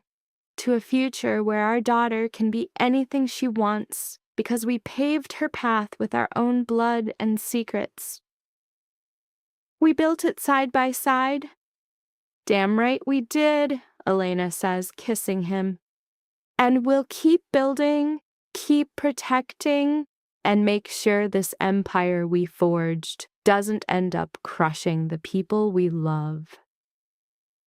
The years fly by. Sophia grows up sharp and stubborn with her mom's strategic brain and her dad's killer instinct. She crushes it at fancy schools, collects friends, and lives the totally normal childhood her parents paid for in blood. When she hits 16, Elena decides it's time. She tells her everything. Not the clean version, but the raw, unfiltered truth about Caleb's backstabbing, the hitmen sent to delete her, and Raphael lighting up the city to save them both. She laid out the decisions they made. Brutal, vicious, unforgivable moves just to survive and protect their own. Sophia just listened, completely silent. When the story was over, the quiet was deafening. "So, you were a gangster?" Sophia finally says. "Yes, and Dad too." "Yeah, but not now." "No." Elena agrees, locking eyes with her. "We're not. We rebooted the whole operation into a legit business for you. We wanted you to have options we never got, a future that wasn't built on fear." Sophia processes this. "Did you ever ice anyone?" "Not directly, but I gave orders that ended lives. So did your father." Elena's voice was solid rock. "We're not proud of it, but we're not going to lie to you about it either." "And if you had to, would you run it all back? Make the same calls?" Elena thought about it. She saw the woman bleeding out, the tiny baby fighting for every breath and every single moment where going hard was the only way to make it. "I'd do it all again," she said with zero hesitation, "because those choices are why you're here, and I'll never be sorry for that." Sophia gives a slow, thoughtful nod. Okay, I mean, that's a lot, but I get it. You did what you had to do to protect me." A small smile plays on Sophia's lips. "It's kind of badass, honestly. My mom is a retired criminal mastermind." Elena just laughed, a massive wave of relief hitting her. "Is that what I am?" "That is 100% what you are. You should own it." Sophia hugs her, holding on. "I love you, Mom. Even after all that, maybe even more now." When Raphael got home, Elena gave him the full play-by-play. He'd been terrified Sophia would freak out, that she'd only see her parents as monsters. "She called me badass," Elena told him, "and said she gets it, even if it's a lot to process." "That's my girl," Raphael sighed, the tension just melting off him. Smart, kind, and apparently totally cool with having felons for parents. "Reformed felons," Elena corrected him softly. "Is there really a difference? We did monstrous things, Elena. We ruined lives, deleted futures. We picked survival over morals more times than I can count." Raphael dropped onto the couch. "Sometimes I wonder if we even earned the peace we have." Deserve isn't in the equation. We built this peace. We forged it with non-stop work and smart plays by refusing to let our past define us. Elena took his hand. "We're not perfect people. We never will be. But we're trying. Doesn't that count for something?" "Can trying to be good ever balance out all the damage we caused?" Elena thought about his question. She thought of Thomas Berkeley's new life, Danny Morelli's lost brother, and all the lives they'd bent out of shape. "No," she said, her voice quiet but firm. "Nothing can ever fix it, but the past is locked in. All we can do is build a better future. For Sophia, for our people, for anyone our choices touch." She squeezed his hand. This was the whole point of their foundation, the reason for their new hustle. A constant grind to balance the scales, even knowing perfect balance was a myth. But if they came up short, they'd just push harder, because quitting was not an option. They had crawled through way too much hell to just give up now. Elena pulled him into a hug. "We'll find our peace, Raphael. all of us. We'll live long lives, watch Sophia win, maybe even hold our grandkids. And we'll do it knowing we were messed up, human, and that it's enough. The Moretti Foundation became a huge deal in Chicago's community, offering training, education, and a way out for people trying to escape the life. This was Elena's personal crusade, a mission to build escape routes for people who were trapped like she was, caged with no hope and violence as their only key. Meanwhile, Raphael grew their legit businesses, making deals and creating opportunities for those who followed them out of the game. He was a natural at this. That sharp mind and gut instinct for people worked just as well in a boardroom as it did in the underworld. What they built together was solid, a legacy for Sophia, and proof of what a desperate need to change can do. On their 10th anniversary, Elena and Raphael went back to Chicago Memorial, not as people running from death, but as the hospital's biggest supporters. Their donation built a brand new wing for high-risk pregnancies, loaded with tech to protect babies like Sophia, who came into the world in a fight for her life. A graying but still sharp Dr. Webb was at the ceremony. He shook Raphael's hand. "I still remember you storming into my ER that night," he said. "You were ready to burn the world down if we lost her." "And I would have," Raphael admitted instantly. "But you saved them both. They saved each other. I was just watching from the sidelines." Webb looked over at Elena and Sophia, standing between them. "You've built something incredible. This wing is going to save so many lives." "That is our hope," Elena said, her voice low. "We can't ever delete the damage we've done, but we can try to build more than we broke. It's all anyone can do." Webb just smiled. "My congratulations." Later, walking those clean halls with Sophia linking their hands, Elena's mind drifted to the ghost who had collapsed through these doors 10 years ago, bleeding, terrified, and sure it was the end. That ghost wouldn't recognize this new woman, couldn't imagine that surviving was just the start, that strength could grow from ruins, or that horrible choices could lead to something amazing. But it was all real. Elena finally got it. Redemption wasn't about wiping the slate clean, but about owning your history, learning from the pain, and building a new life on top of the mess. She would always be the woman who made ice-cold choices to protect her own. But she was also the woman who created paths so others could avoid those same brutal decisions. Both were true at once. "Mom?" Sophia's voice cut through her thoughts. "Why are you crying?" Elena touched her own cheek, surprised to feel tears. "I'm just thinking about how lucky we are, how close we came to a totally different ending." "But we didn't," Sophia said, squeezing her hand. "You made it happen. We all did. And now we get to help other people make it." Such a wise kid. Raphael pulled them all into a hug, right there in the lobby, on the exact spot where it all kicked off. The place where she said his name and changed their lives forever. "We're here," he whispered. "Yes," Elena breathed. "We are." And it was true.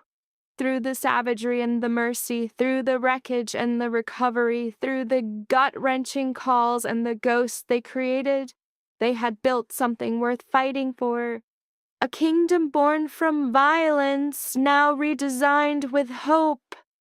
A family held together, not by duty, but by a choice they made every single day to love each other. Later that night, in their real home, not a fortress, just a place to relax, Elena stood at Sophia's door, watching her daughter sleep peacefully. 10 years ago, she had promised this kid that the scars she carried would never be passed on, that Sophia's future would be her own, free of the stain of violence, And you better believe she kept that promise. It was messy, it was brutal, but she got the job done. Turns out a mother's love is the deadliest weapon on earth, powerful enough to bring down entire kingdoms. Elena Moretti walked into an emergency room a victim and walked out a warlord. She became the shot caller, the kingmaker, an absolute force of nature. She learned exactly when to be cruel and when to show mercy, building a dynasty just so she could smash it and rebuild it for her kid. Let's be real, she was no saint and never would be, but she was finally unbroken. Staring out at the Chicago lights, it all clicked. She realized that in the shadows below, countless others were fighting their own desperate battles. She felt connected to them, knowing that life is a chaotic mess. Right and wrong are a joke, and sometimes the only way out is through the darkness. But she also knew the darkness wasn't forever. Change was possible. Even someone who'd crossed every line could build a life that aimed for something better. She closed Sophia's door and went to find her husband. He was her ride or die, the one who stepped up when the world left her for dead. He saw her inner monster and helped her turn it into a weapon. As a team, they built an empire. As a team, they tore it all down to make a better one. And that's what they would keep doing for Sophia, for themselves, for anyone who came after. Because love isn't some magic eraser for your past. It doesn't get you a free pass. It just gives you a reason to fight, to be better tomorrow than you were today, and to build a future on the ruins of your biggest screw-ups. And on some nights, that's more than enough.